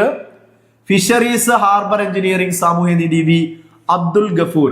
Fisheries, harbour engineering, സാമൂഹ്യനീതി വകുപ്പ് വരുന്നത് അബ്ദുൽ ഗഫൂർ. സാമൂഹ്യനീതിയൊക്കെ ഒറ്റയ്ക്കൊക്കെ ചോദിക്കാറുണ്ട്. V അബ്ദുൽ ഗഫൂർ. ഫിഷറീസ്, സാമൂഹ്യനീതി V അബ്ദുൽ ഗഫൂർ. മോൻസ് ജോസഫ്, ജലസേചനം, ഭൂഗർഭജല വകുപ്പ്, ജലവിതരണം, ശുചിത്വം, ഭവന നിർമ്മാണം. അപ്പൊ ജലവകുപ്പ് മോൻസ് ജോസഫ് ജല വകുപ്പാണ്. മോൻസ് ജോസഫ്, ജലവിഭവ വകുപ്പ് മോൻസ് ജോസഫ്. ഷിബു ബേബി ജോൺ, വനം, വന്യജീവി, നൈപുണ്യ വികസനം, Kerala academy for skills excellence. വനം വകുപ്പ് മന്ത്രി ഷിബു ബേബി ജോൺ, വനം വകുപ്പ്. മോൻസ് ജോസഫ്, ജല വകുപ്പ്. VE Abdul Gafoor, fisheries. പൊതുമരാമത്ത് PK ബഷീർ. അനൂപ് ജേക്കബ്, ഭക്ഷ്യ, സിവിൽ സപ്ലൈസ്, ഉപഭോക്തൃകാര്യം, ലീഗൽ മെട്രോളജി. ഭക്ഷ്യ പൊതുവിതരണ വകുപ്പ്, ലീഗൽ മെട്രോളജി, ഉപഭോക്തൃകാര്യം Anoop Jacob. CP John, road ഗതാഗതം, മോട്ടോർ വാഹന വകുപ്പ്, ജലഗതാഗതം. കൂടാതെ നമ്മൾ പറഞ്ഞു വയോജന വകുപ്പ്. വയോജന വകുപ്പ് വരുന്നത് ആരാണ്? നമ്മുടെ CP ജോൺ. അപ്പൊ ശ്രദ്ധിച്ചേ, PK ബഷീർ പൊതുമരാമത്ത്, VE Abdul Gafoor fisheries, Mons Joseph ജല വകുപ്പാണ്, ഷിബു ബേബി ജോൺ വനം വകുപ്പ്, അനൂപ് ജേക്കബ് ഭക്ഷ്യ പൊതുവിതരണം, CP ജോൺ റോഡ് ഗതാഗതം, മോട്ടോർ വാഹനം, ജല ഗതാഗതം ആൻഡ് വയോജനം. കേരള മന്ത്രിസഭ ഷുവർ ഷോട്ട് ആയിട്ട് പഠിച്ചിട്ട് പോവുക, എക്സാമിന് ചോദിക്കും. 20ാമത്തെ ചോദ്യം, സ്വാതന്ത്ര്യത്തിന് ശേഷം നാട്ടുരാജ്യങ്ങളെ ഇന്ത്യയിലേക്ക് ലയിപ്പിക്കുന്നതിൽ പ്രധാന പങ്ക് വഹിച്ചത് ആരെല്ലാമായിരുന്നു? നിങ്ങൾ ആലോചിച്ച് നോക്കുക. 1947 ശേഷം ഇന്ത്യ എന്ന് പറയുന്നത് 595 വരുന്ന നാട്ടുരാജ്യങ്ങൾ പ്രിൻസിലി സ്റ്റേറ്റുകളായിരുന്നു. ഇന്ന് കാണുന്നത് പോലെ 28 സംസ്ഥാനങ്ങളും 8 കേന്ദ്രഭരണ പ്രദേശങ്ങളും അല്ല, മറിച്ച് ചിതറിക്കിടക്കുന്ന ചെറുതും വലുതുമായ രാജാക്കന്മാർ ഭരിച്ചിരുന്ന നാട്ടുരാജ്യങ്ങൾ. അപ്പൊ ഇന്ത്യയുടെ മുമ്പിലുള്ള ഏറ്റവും വലിയ ടാസ്കുകളിൽ ഒന്നായിരുന്നു ഇതിൽ ആരൊക്കെ ഇന്ത്യയുടെ കൂടെ നിൽക്കും, അല്ലെങ്കിൽ പാകിസ്ഥാനിലേക്ക് പോകും, അല്ലെങ്കിൽ സ്വതന്ത്രമായി നിൽക്കും എന്നത് തീരുമാനിക്കേണ്ടിയിരുന്നു. അപ്പൊ ഇന്ത്യയിൽ വളരെ ശക്തമായി ഈ ഒരു ദൗത്യം ഏറ്റെടുത്ത പ്രധാനപ്പെട്ട ആളുകൾ ആരൊക്കെയാണെന്നാണ് ചോദ്യം. പ്രധാനമായും 3 ആളുകളെയാണ് ഓപ്ഷനിലും അല്ലാതെയും നമുക്ക് പഠിക്കാനുള്ളത്. മഹാത്മാഗാന്ധി, ഖാൻ അബ്ദുൽ ഗാഫർ ഖാൻ, മുഹമ്മദ് അലി ജിന്ന അല്ല, ബാലഗംഗാധര തിലക്, ജയപ്രകാശ് നാരായണൻ, BR അംബേദ്കർ അല്ല, സുഭാഷ് ചന്ദ്രബോസ്, ബാലഗംഗാധര തിലക്, റാണി ലക്ഷ്മിബായി അല്ല. സർദാർ വല്ലഭായ് പട്ടേൽ, ഇന്ത്യയുടെ ഉരുക്കു മനുഷ്യൻ സർദാർ വല്ലഭായ് പട്ടേലിന്റെ നേതൃത്വത്തിൽ മലയാളിയായ വപ്പാല പങ്കുണ്ണി മേനോൻ, VP മേനോനോടൊപ്പം. അപ്പൊ പട്ടേൽ ഉണ്ട്, സർദാർ വല്ലഭായ് പട്ടേൽ, VP മേനോൻ.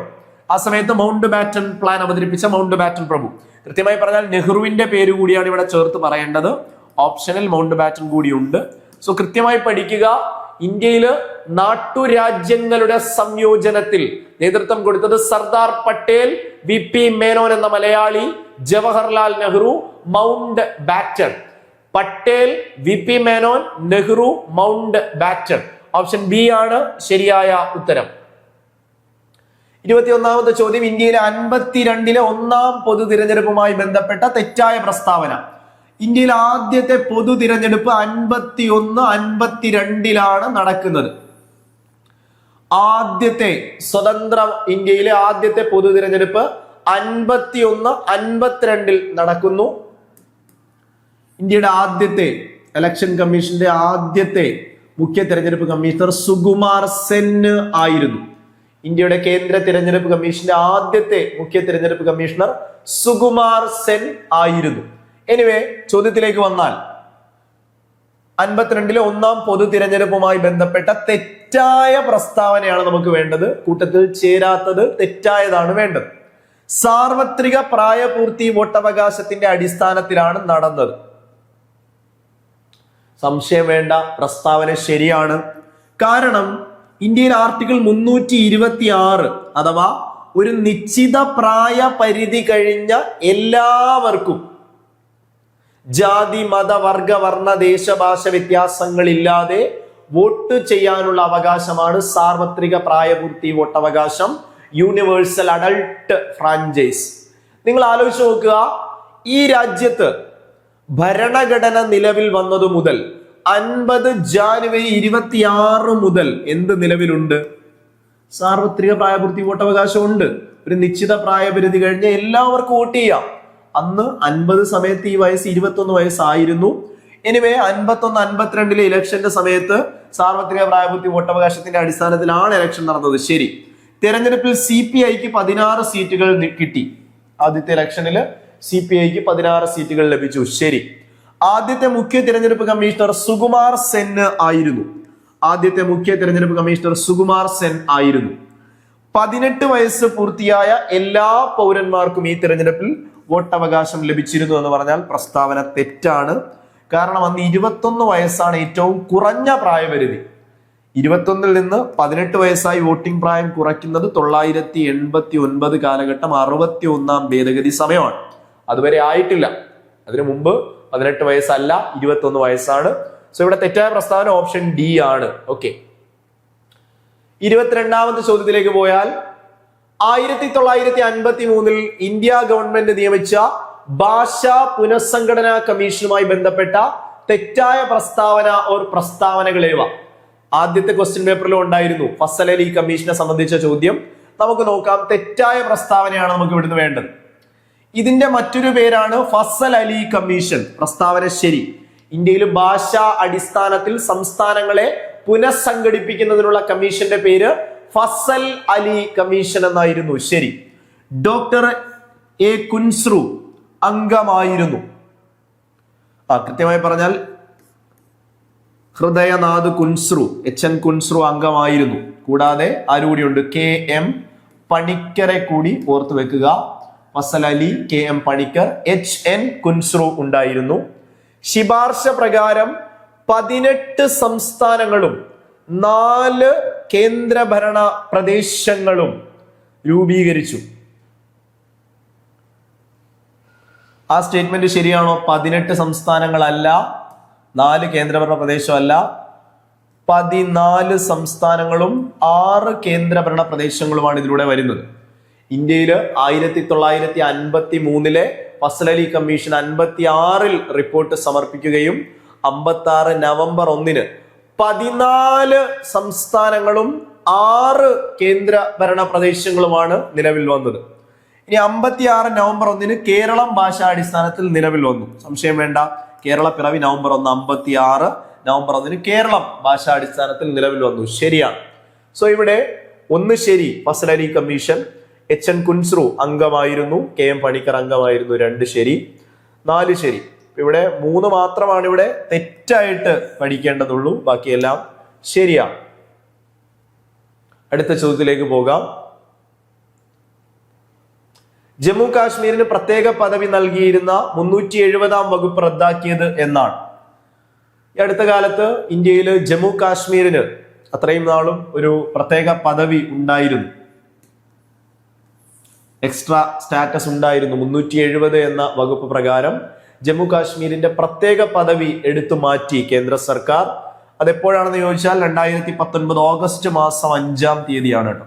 2019 ഓഗസ്റ്റ് 5-ാം തീയതി 2019 ഓഗസ്റ്റ് മാസം 5-ാം തീയതി ജമ്മു കാശ്മീരിന്റെ പ്രത്യേക പദവി എടുത്തു കളഞ്ഞു, 370 എടുത്തു മാറ്റി. 2019 ഓഗസ്റ്റ് 5.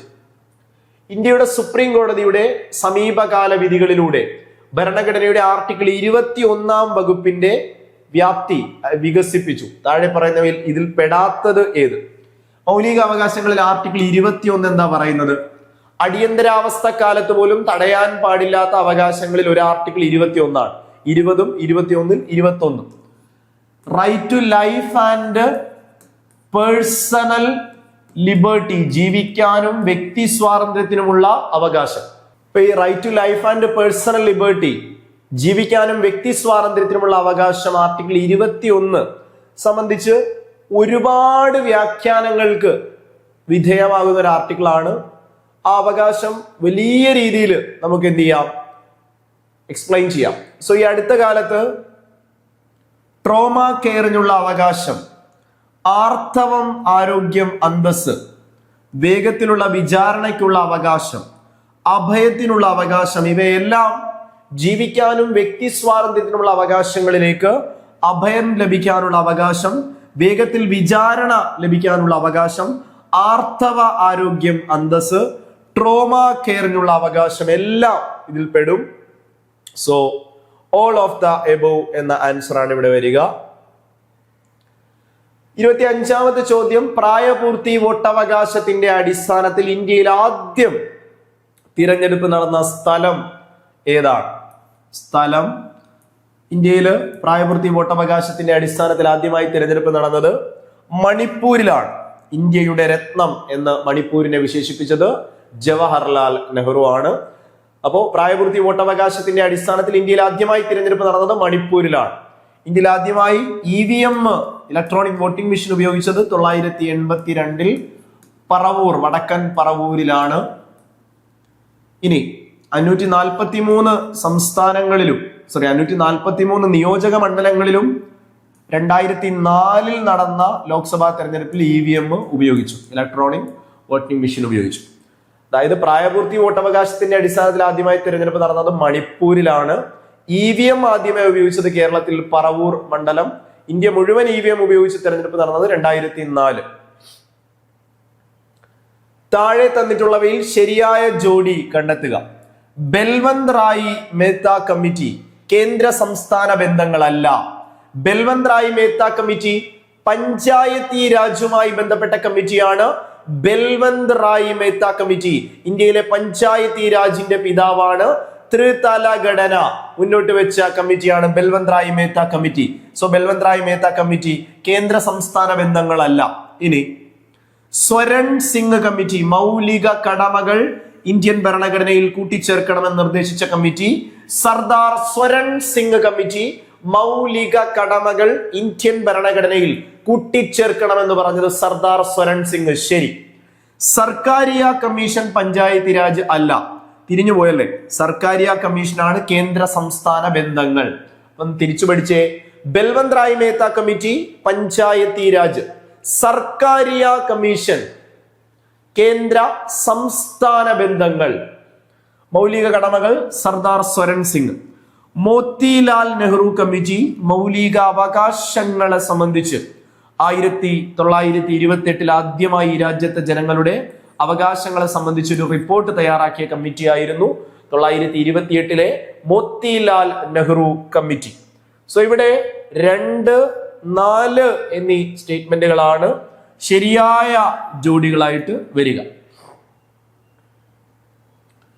27ാമത്തെ ചോദ്യം, താഴെ തന്നിട്ടുള്ളതിൽ ഭരണഘടനയിലെ 19ാം വകുപ്പിന്റെ പരിധിയിൽ വരുന്ന സ്വാതന്ത്ര്യങ്ങൾ ഏവ? മൗലിക അവകാശങ്ങളിൽ നിന്നുള്ള ചോദ്യമാണ്. ഫണ്ടമെന്റൽ റൈറ്റ്സ് ബേസ് ചെയ്ത ചോദ്യമാണ്. ആർട്ടിക്കിൾ 19 സ്വാതന്ത്ര്യത്തിനുള്ള അവകാശങ്ങളിൽ 6 മൗലിക സ്വാതന്ത്ര്യങ്ങൾ. മൗലിക അവകാശങ്ങൾ 6 ആണുള്ളത്. അതിൽ ആർട്ടിക്കിൾ 19 6 മൗലിക സ്വാതന്ത്ര്യങ്ങളാണുള്ളത്. സോ 19(1)(a) എന്ന് തുടങ്ങി ജി വരെ പഠിക്കാനുണ്ട്. സോ അതിൽ ചുവടെ പറയുന്നതിൽ ഏതൊക്കെ 19 വരുന്നു നോക്കാം. നമ്മൾ ഇങ്ങനെ പറയുക. 19(1)(a) ആശയ പ്രകടനം, അഭിപ്രായ സ്വാതന്ത്ര്യം. ബി എന്ന് പറയുമ്പോൾ സമ്മേളിക്കാൻ, സമാധാനപരമായി സമ്മേളിക്കാൻ, നിരായുധരായി സമ്മേളിക്കാനുള്ള സ്വാതന്ത്ര്യം. സി സംഘടനകൾ രൂപീകരിക്കുക. കണക്ട് ചെയ്ത് പഠിക്കണേ. 6 മൗലിക സ്വാതന്ത്ര്യങ്ങൾ ഇന്ത്യൻ ഭരണഘടനയുടെ മൗലിക അവകാശങ്ങളിൽ 19 6 മൗലിക സ്വാതന്ത്ര്യങ്ങൾ പഠിക്കുക. A, B, C. A for ആശയ പ്രകടനം, അഭിപ്രായ സ്വാതന്ത്ര്യം. ബി സമാധാനപരമായി സമ്മേളിക്കുക. സി സംഘടനകൾ രൂപീകരിക്കുക. ഇങ്ങനെ പഠിച്ചാൽ മതി. ആശയം, ഒരാശയം ഞാൻ പറയുന്നു, എൻ്റെ ആശയത്തോട് യോജിപ്പുള്ള ഞാൻ പറഞ്ഞ ഐഡിയയുമായിട്ട് ഒത്തുപോകാൻ പറ്റുന്ന ആളുകൾ എല്ലാവരും കൂടെ ഒന്നിച്ചു ചേരുന്നു. ഞങ്ങളെല്ലാം കൂടെ ഒന്നിച്ചു ചേർന്നിട്ട് തീരുമാനിക്കുന്നു ഒരു സംഘടന തുടങ്ങാം. ആ ഒരു കണക്ഷൻ കിട്ടും. ഒരാശയം ഒരാൾ പറയുന്നു, ഒരേ ആശയമുള്ള എല്ലാവരും ഒന്നിച്ചു കൂടുന്നു, അവരൊരു സംഘടന രൂപീകരിക്കുന്നു. അപ്പോ എ ഫോർ ആശയ പ്രകടനം, അഭിപ്രായ സ്വാതന്ത്ര്യം, right to speech and expression. 2 peacefully assembly ചെയ്യുക, വിത്തൗട്ട് ആംസ്, ആയുധങ്ങളില്ലാതെ നിരായുധരായി സമ്മേളിക്കുക. സി ഫോർ സംഘടനകൾ രൂപീകരിക്കുക. ഇനി ഡി ഫോർ ഡ്രൈവ് എന്നാണ് കോഡ്. രാജ്യത്തുടനീളം, രാജ്യത്തെവിടെയും സഞ്ചരിക്കാനുള്ള സ്വാതന്ത്ര്യം. സഞ്ചരിച്ചു കഴിയുമ്പോൾ വിശ്രമിക്കണം, താമസിക്കണം. രാജ്യത്തെവിടെയും താമസിക്കാനുള്ള അവകാശം. ഇനി എഫ് ഇല്ല, ജി ആണുള്ളത്. ജി ഫോർ ജോലി ചെയ്യാൻ, ഇഷ്ടമുള്ള ജോലി, ബിസിനസ്, കച്ചവടമൊക്കെ ചെയ്യാനുള്ള അവകാശം ജി. ഇങ്ങനെ പഠിക്കുക. A B C D E, F ഇല്ല, ജി എന്ന് പഠിക്കുക. 6 മൗലിക സ്വാതന്ത്ര്യങ്ങൾ. രാജ്യത്തെവിടെയും സഞ്ചരിക്കാനുള്ള സ്വാതന്ത്ര്യം ഡിയിലാണ്. ജോലി ചെയ്യുക ജി ആണ്. താമസിക്കുക ഇ ആണ്. സോ ഇനി നമുക്ക് ഓപ്ഷനിലേക്ക് വരാം. താഴെ തന്നിട്ടുള്ളവയിൽ ഭരണഘടനയിലെ 19ാം വകുപ്പിന്റെ പരിധിയിൽ വരുന്ന സ്വാതന്ത്ര്യങ്ങളേവ? സമാധാനപരമായി സമ്മേളിക്കുക ബിയിൽ വരുന്നു. സംഘടനകൾ രൂപീകരിക്കാനുള്ള സ്വാതന്ത്ര്യം സിയിലാണ്. വിദ്യാഭ്യാസത്തിനുള്ള സ്വാതന്ത്ര്യം ഇവിടെ നമ്മൾ പഠിക്കുന്നില്ല. വിദ്യാഭ്യാസം 21(a)യിലാണ് മൗലികാവകാശമാവുക. ഇഷ്ടമുള്ള തൊഴിലോ ബിസിനസ്സോ ചെയ്യുക ജിയിലാണ് നമ്മൾ പറഞ്ഞത്. ഓക്കെ, കിട്ടുന്നുണ്ടല്ലോ. പരിധിയിൽ വരുന്ന സ്വാതന്ത്ര്യങ്ങളേവ? അപ്പൊ വരുന്നതാണ് ചോദിച്ചത്. 1, 2 and 4 വരുന്നുണ്ട്. ഓപ്ഷൻ സി ആണ് വരിക, 3 വരുന്നില്ല. ഓക്കെ. സർവേ ഭവന്തു സുഖിന എന്തിന്റെ ഔദ്യോഗിക മുദ്രാവാക്യമാണ്? നേരത്തെ ഒരു ക്വസ്റ്റ്യന്റെ എക്സ്പ്ലനേഷനിൽ നിങ്ങൾ പഠിച്ചു. സർവേ ഭവന്തു സുഖിന. NHRC, national human rights commission, ദേശീയ മനുഷ്യാവകാശ കമ്മീഷന്റെ ആപ്തവാക്യം സർവേ ഭവന്തു സുഖിന. എല്ലാവർക്കും സുഖമായിരിക്കട്ടെ, നല്ലത് സംഭവിക്കട്ടെ. 29ാമത്തെ ചോദ്യം, വിവരാവകാശത്തിന് വേണ്ടി ഇന്ത്യയിൽ ആദ്യമായി രൂപം കൊണ്ട ജനകീയ പ്രസ്ഥാനം ഏതാണ്? മസ്തൂർ കിസാൻ ശക്തി സംഗതൻ, മഹിളാ കിസാൻ ശക്തീകരൺ, മഹിളാ സുരക്ഷാ സലാം കേന്ദ്ര മസ്തൂർ കിസാൻ സശക്തീകരൺ. MKSS Mazdoor Kisan Shakti Sangathan, Rajasthan. Okay, next. Mandamus എന്ന പദം അർത്ഥമാക്കുന്നത് റിട്ടുകളുമായി ബന്ധപ്പെട്ട് മൗലിക അവകാശങ്ങൾ തടയപ്പെട്ടാൽ കോടതിയെ സമീപിക്കാമെന്ന് പഠിച്ചു. സുപ്രീം കോടതിയെ ആർട്ടിക്കിൾ 32 പ്രകാരം, ഹൈക്കോടതി 226 പ്രകാരം സമീപിക്കാം. മൗലിക അവകാശങ്ങൾ തടയപ്പെട്ടാൽ നേരിട്ട് സുപ്രീം കോടതി 32, നേരിട്ട് ഹൈക്കോടതി 226. ഭരണഘടന പ്രകാരം 5 റിട്ടുകളാണ് കോടതികൾ പുറപ്പെടുവിക്കുക. 5 റിട്ടുകളാണ് ഭരണഘടനയിലുള്ളത്. ആ 5 വാക്കുകളും ലാറ്റിൻ വാക്കുകളാണ്. Habeas corpus, mandamus, certiorari, quo warranto, prohibition. സ്ഥിരം ചോദ്യങ്ങളാണ്. അതിൽ ശരീരം ഹാജരാക്കുക എന്ന അർത്ഥം വരുന്ന റിട്ട് ഹേബിയസ് കോർപ്പസ് ഒരാളെ അന്യായമായി അനധികൃതമായി തടങ്കലിൽ വെക്കുന്നു. അത് സ്വകാര്യ വ്യക്തികളാവട്ടെ, ഗവൺമെന്റ് പൊതു സംവിധാനങ്ങളാവട്ടെ, ഒരാളെ അനധികൃതമായി തടവിൽ വെച്ചാൽ അയാളെ മോചിപ്പിക്കാൻ പറയുന്ന writ habeas corpus. Habeas corpus, ശരീരം ഹാജരാക്കുക. ഇനി മാൻഡമസ് എന്ന് പറയുമ്പോൾ വി കമാൻഡ് മാൻഡമസ്, നാം കൽപ്പിക്കുന്നു, ഞങ്ങൾ ആജ്ഞാപിക്കുന്നു എന്ന അർത്ഥമാണ് വരിക. വി കമാൻഡ് മാൻഡമസ്, നാം കൽപ്പിക്കുന്നു, ഞങ്ങൾ ആജ്ഞാപിക്കുന്നു എന്ന അർത്ഥം വരുന്ന റിട്ടാണ് മാൻഡമസ്. ഒരു ഉദ്യോഗസ്ഥൻ അയാളുടെ ജോലി ചെയ്യാത്തത് കൊണ്ട് മറ്റൊരാളുടെ അവകാശം നിഷേധിക്കപ്പെട്ടാൽ, തടയപ്പെട്ടാൽ, കോടതി പറയുന്നു നിങ്ങൾ നിങ്ങളുടെ ജോലി ചെയ്യുക, ഞാൻ കൽപ്പിക്കുന്നു, ഞങ്ങൾ ആജ്ഞാപിക്കുന്നു, നിങ്ങൾ നിങ്ങളുടെ പണി എടുക്കുക എന്ന് പറയുന്ന റിട്ട് മാൻഡമസ്. സെർഷ്യോററി, പേര് പോലെ തന്നെ സർട്ടിഫൈ ചെയ്യുക, ബോധ്യപ്പെടുത്തുക. താഴെയുള്ള കോടതി മുകളിലുള്ള കോടതിയിലേക്ക് ആ കേസ് കൈമാറുന്നു, സാക്ഷ്യപ്പെടുത്തുക, സർട്ടിഫൈ. കോവാരണ്ടോ, എന്തധികാരം, അനധികൃതമായ ഒരു ഓഫീസ് കൈകാര്യം ചെയ്യുന്നു, അധികാരമില്ലാത്ത ഒരു സ്ഥലത്ത് കയറിയിരിക്കുന്നു, എന്തധികാരത്തിൽ അവിടെ ഇരിക്കുന്നു എന്ന് ചോദിക്കുന്നു. കോവാരണ്ടോ, എന്തധികാരം. പ്രൊഹിബിഷൻ, തടയുക എന്നർത്ഥം വരുന്ന റിട്ടാണ്. തടയുക, പ്രൊഹിബിറ്റ് ചെയ്യുക, തടയുക എന്നർത്ഥം വരുന്ന റിട്ട് പ്രോഹിബിറ്റ്. പ്രൊഹിബിഷൻ, തടയുക. പ്രൊഹിബിഷൻ, തടയുക. മുകളിലുള്ള കോടതി താഴെയുള്ള കോടതിയുടെ അധികാര പരിധി ലംഘിക്കാൻ പാടില്ല എന്ന് തടയുന്ന റിട്ടാണ് പ്രോഹിബിഷൻ, തടയുക. സോ മാൻഡമസ് എന്ന പദം അർത്ഥമാക്കുന്നത് എന്താ? ശരീരം ഹാജരാക്കുക, ഹേബിയസ് കോർപ്പസ് ആണ്. നിരോധിക്കുക, പ്രൊഹിബിഷൻ ആണ്. ഞങ്ങൾ ആജ്ഞാപിക്കുന്നു, ശരിയായ ഉത്തരം മാൻഡമസ്. സാക്ഷ്യപ്പെടുത്തുക, സെർഷ്യോററി. ഇവിടെ കറക്റ്റ് ഉത്തരം വരുന്നത് ഞങ്ങൾ ആജ്ഞാപിക്കുന്നു. ഇവിടെ കൂട്ടത്തിൽ വരാത്തത് ഏതാ? എന്തധികാരം, കോവാരണ്ടോ. 31ാമത്തെ ചോദ്യം നല്ലൊരു ചോദ്യമായിരുന്നു. താഴെ തന്നിട്ടുള്ളവയിൽ ശരിയായ പ്രസ്താവന ഏത്? ഗംഗാ ഡോൾഫിനെ ദേശീയ ജലജീവിയായി പ്രഖ്യാപിച്ചത് 2009 ഒക്ടോബർ 5-നാണ്. ഇന്ത്യയുടെ ദേശീയ ജലജീവിയാണ്, നാഷണൽ അക്വാറ്റിക് ആനിമൽ ആണ് ഗംഗാ ഡോൾഫിൻ. പ്രസ്താവന ശരി.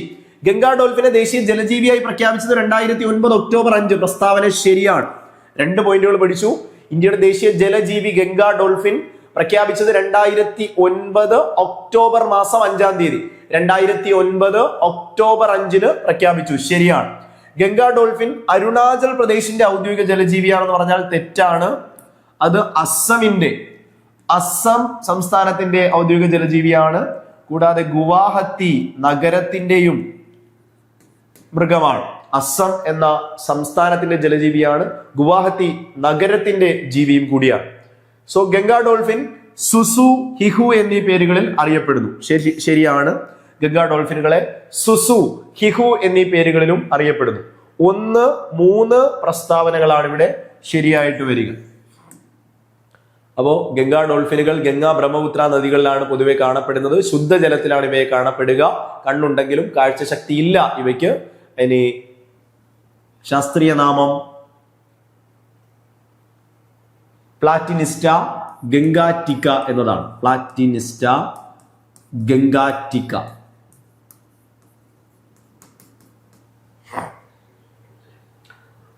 വന്ദേ മാതരം എന്ന ദേശീയ ഗീതം ചിട്ടപ്പെടുത്തിയിരിക്കുന്നത് ഏത് രാഗത്തിലാണ്? ഇന്ത്യയുടെ ദേശീയ ഗീതമായ നാഷണൽ സോങ് ആയ വന്ദേ മാതരം 1882 ബങ്കിം ചന്ദ്ര ചാറ്റർജി എഴുതിയ ആനന്ദമഠം എന്ന നോവലിൽ നിന്നെടുത്ത ദേശീയ ഗീതമായ വന്ദേ മാതരം ബംഗാളി ഭാഷയിലാണ്. വന്ദേ മാതരം ചിട്ടപ്പെടുത്തിയിരിക്കുന്ന രാഗം ദേശ് രാഗമാണ്. സംഗീതം നൽകിയിരിക്കുന്നത് ജദുനാഥ് ഭട്ടാചാര്യ. ജദുനാഥ് ഭട്ടാചാര്യ.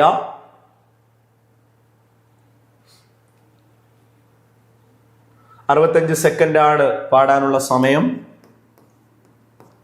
പുതിയ പൂർണ്ണമായ രൂപം 3 മിനിറ്റ് 10 സെക്കൻഡ്. 190 സെക്കൻഡ്. 33. ദേശീയ മനുഷ്യാവകാശ കമ്മീഷന്റെ ഇപ്പോഴത്തെ സെക്രട്ടറി ജനറൽ ആരാണെന്ന് ചോദിച്ചു. ദേശീയ മനുഷ്യാവകാശ കമ്മീഷന്റെ ആകെ ഒരു ചെയർമാനും 5 അംഗങ്ങളുമാണ് വരിക. ആകെ 6 പേരാണ് NHRCയിൽ വരിക. ചെയർപേഴ്സൺ നിലവിൽ ദേശീയ മനുഷ്യാവകാശ കമ്മീഷനിൽ വി രാമസുബ്രഹ്മണ്യമാണ്. വി രാമസുബ്രഹ്മണ്യം നിലവിൽ ദേശീയ മനുഷ്യാവകാശ കമ്മീഷന്റെ അധ്യക്ഷൻ. കൂടാതെ സംസ്ഥാനത്താണെങ്കിൽ അലക്സാണ്ടർ തോമസ് ആണ്. ഇനി ദേശീയ തലത്തിലേക്ക് വന്നാൽ ഒരു ചെയർപേഴ്സണും 5 അംഗങ്ങളുമാണുള്ളത്. കൂടാതെ കാര്യനിർവഹണ ഉദ്യോഗസ്ഥനാണ് സെക്രട്ടറി ജനറൽ. കേന്ദ്ര സർക്കാരിൽ സെക്രട്ടറി റാങ്കിൽ കുറയാത്തൊരു ഉദ്യോഗസ്ഥൻ സെക്രട്ടറി ജനറൽ ആയിരിക്കും. നിലവിൽ ദേശീയ മനുഷ്യാവകാശ കമ്മീഷന്റെ secretary general RV Pillai, Shri Bharat Lal, PSS Thomas, N Gopalaswamy. നിലവിൽ NHRCയുടെ സെക്രട്ടറി ജനറൽ ശ്രീ ഭരത് ലാൽ ആണ്. ശ്രീ ഭരത് ലാൽ. ഓപ്ഷൻ ബി ആണ് ശരിയായ ഉത്തരം. വിവരാവകാശവുമായി ബന്ധപ്പെട്ട് ആദ്യമായി നിയമം ഉണ്ടാക്കിയ രാജ്യം. ജനാധിപത്യത്തിന്റെ സൂര്യ തേജസ് എന്നറിയപ്പെടുന്ന റൈറ്റ് ടു ഇൻഫർമേഷൻ ആക്ട്, വിവരാവകാശ നിയമം ലോകത്തിൽ ആദ്യമായി അവതരിപ്പിച്ചത് സ്വീഡൻ ആണ്. ഓപ്ഷൻ ഡി ആണ് ശരിയായ ഉത്തരം. താഴെ തന്നിട്ടുള്ള ശരിയായ പ്രസ്താവന ഏതാണ്? ദേശീയ അടിയന്തരാവസ്ഥയിൽ എല്ലാ മൗലിക അവകാശങ്ങളും താൽക്കാലികമായി നിർത്തിവെക്കാൻ രാഷ്ട്രപതിക്ക് അധികാരമുണ്ട്. അടിയന്തരാവസ്ഥ കാലത്ത് എല്ലാ മൗലിക അവകാശങ്ങളും നിർത്തിവെക്കാൻ രാഷ്ട്രപതിക്ക് അധികാരമില്ല. കാരണം എല്ലാം തടയാൻ പറ്റില്ല. 20, 21 എന്നീ ആർട്ടിക്കിളുകൾ അടിയന്തരാവസ്ഥ കാലത്ത് പോലും തടയാൻ പാടില്ല. വകുപ്പ് 359 പ്രകാരം 32 താൽക്കാലികമായി നിർത്തിവെക്കാൻ അധികാരമുണ്ട്. പ്രസ്താവന ശരിയാണ്. കാരണം 359 പ്രകാരം 20, 21 ഒഴികെ ഒരു അവകാശത്തിനും വേണ്ടി കോടതിയിൽ പോകാൻ കഴിയില്ല. സോ അത് ശരിയാണ്. വകുപ്പ് 21 താൽക്കാലികമായി നിർത്തിവെക്കാൻ അധികാരമുണ്ടെന്ന് പറഞ്ഞാൽ തെറ്റ്. ഇവിടെ ഓൺലി 2 മാത്രമാണ് ശരിയായ പ്രസ്താവനയായിട്ട് നമുക്ക് പറയാൻ കഴിയുക. സോ അടിയന്തരാവസ്ഥ കാലത്ത് പോലും ആർട്ടിക്കിൾ 20, 21 എന്നീ അവകാശങ്ങൾ തടയാൻ കഴിയില്ല. അതായത് ജീവിക്കാനും വ്യക്തി സ്വാതന്ത്ര്യത്തിനുമുള്ള അവകാശവും കുറ്റങ്ങൾ സ്ഥാപിക്കുന്നത് സംബന്ധിച്ചുള്ള സംരക്ഷണം 20, 21 തടയാനേ പറ്റില്ല. ഇനി 359 പ്രകാരം 20, 21 ഒഴികെ ബാക്കിയുള്ളവയ്ക്ക് വേണ്ടി കോടതിയിൽ പോകാൻ കഴിയില്ല. താൽക്കാലികമായിട്ട് 32 നിർത്തലാക്കും. ശരിയാണ്. മൂന്നാമത് പറയുന്നു 21 താൽക്കാലികമായി നിർത്തിവെക്കാൻ പറ്റുമെന്ന് പറഞ്ഞാൽ തെറ്റ്. പറ്റില്ല. സോ 2 മാത്രം ശരി. സോ മാക്സിമം നമ്മൾ 10th പ്രിലിംസ് ഫസ്റ്റ് സെക്കൻഡ് ഫേസുകളിലെ ക്വസ്റ്റ്യൻസും അവയുടെ മാക്സിമം പ്രത്യേകിച്ച് എക്സ്പ്ലനേഷൻ വേണ്ട കാര്യങ്ങളുമാണ് പറഞ്ഞു പോയത്. കുറെ അധികം ചോദ്യങ്ങൾ നമ്മൾ റിപ്പീറ്റഡ് ക്വസ്റ്റ്യൻസ് നമ്മൾ ഓൾറെഡി പ്രീവിയസ് വർക്കൗട്ടുകളിൽ വന്ന ചോദ്യങ്ങൾ മാത്രമാണ് ഇച്ചിരി സ്പീഡ് ആക്കിയിട്ടുള്ളത്. അല്ലെങ്കിൽ കൂടുതലായിട്ട് വിശദീകരണം വേണ്ടതിനാണ് കൂടുതൽ എക്സ്പ്ലനേഷൻ ഉൾപ്പെടുത്തിയത്. സമയം വളരെ പരിമിതമാണ്. സോ മാക്സിമം വീഡിയോസ് കണ്ടിട്ട് എക്സാമിന് പോകാൻ ശ്രമിക്കുക. കൃത്യമായിട്ട് വർക്കൗട്ട് ചെയ്യുക. എക്സാമിന് ഉപകാരപ്പെടും എന്ന് ഉറപ്പ് നൽകുന്നു. വീണ്ടും കാണാം. Thank you so much from master key academy.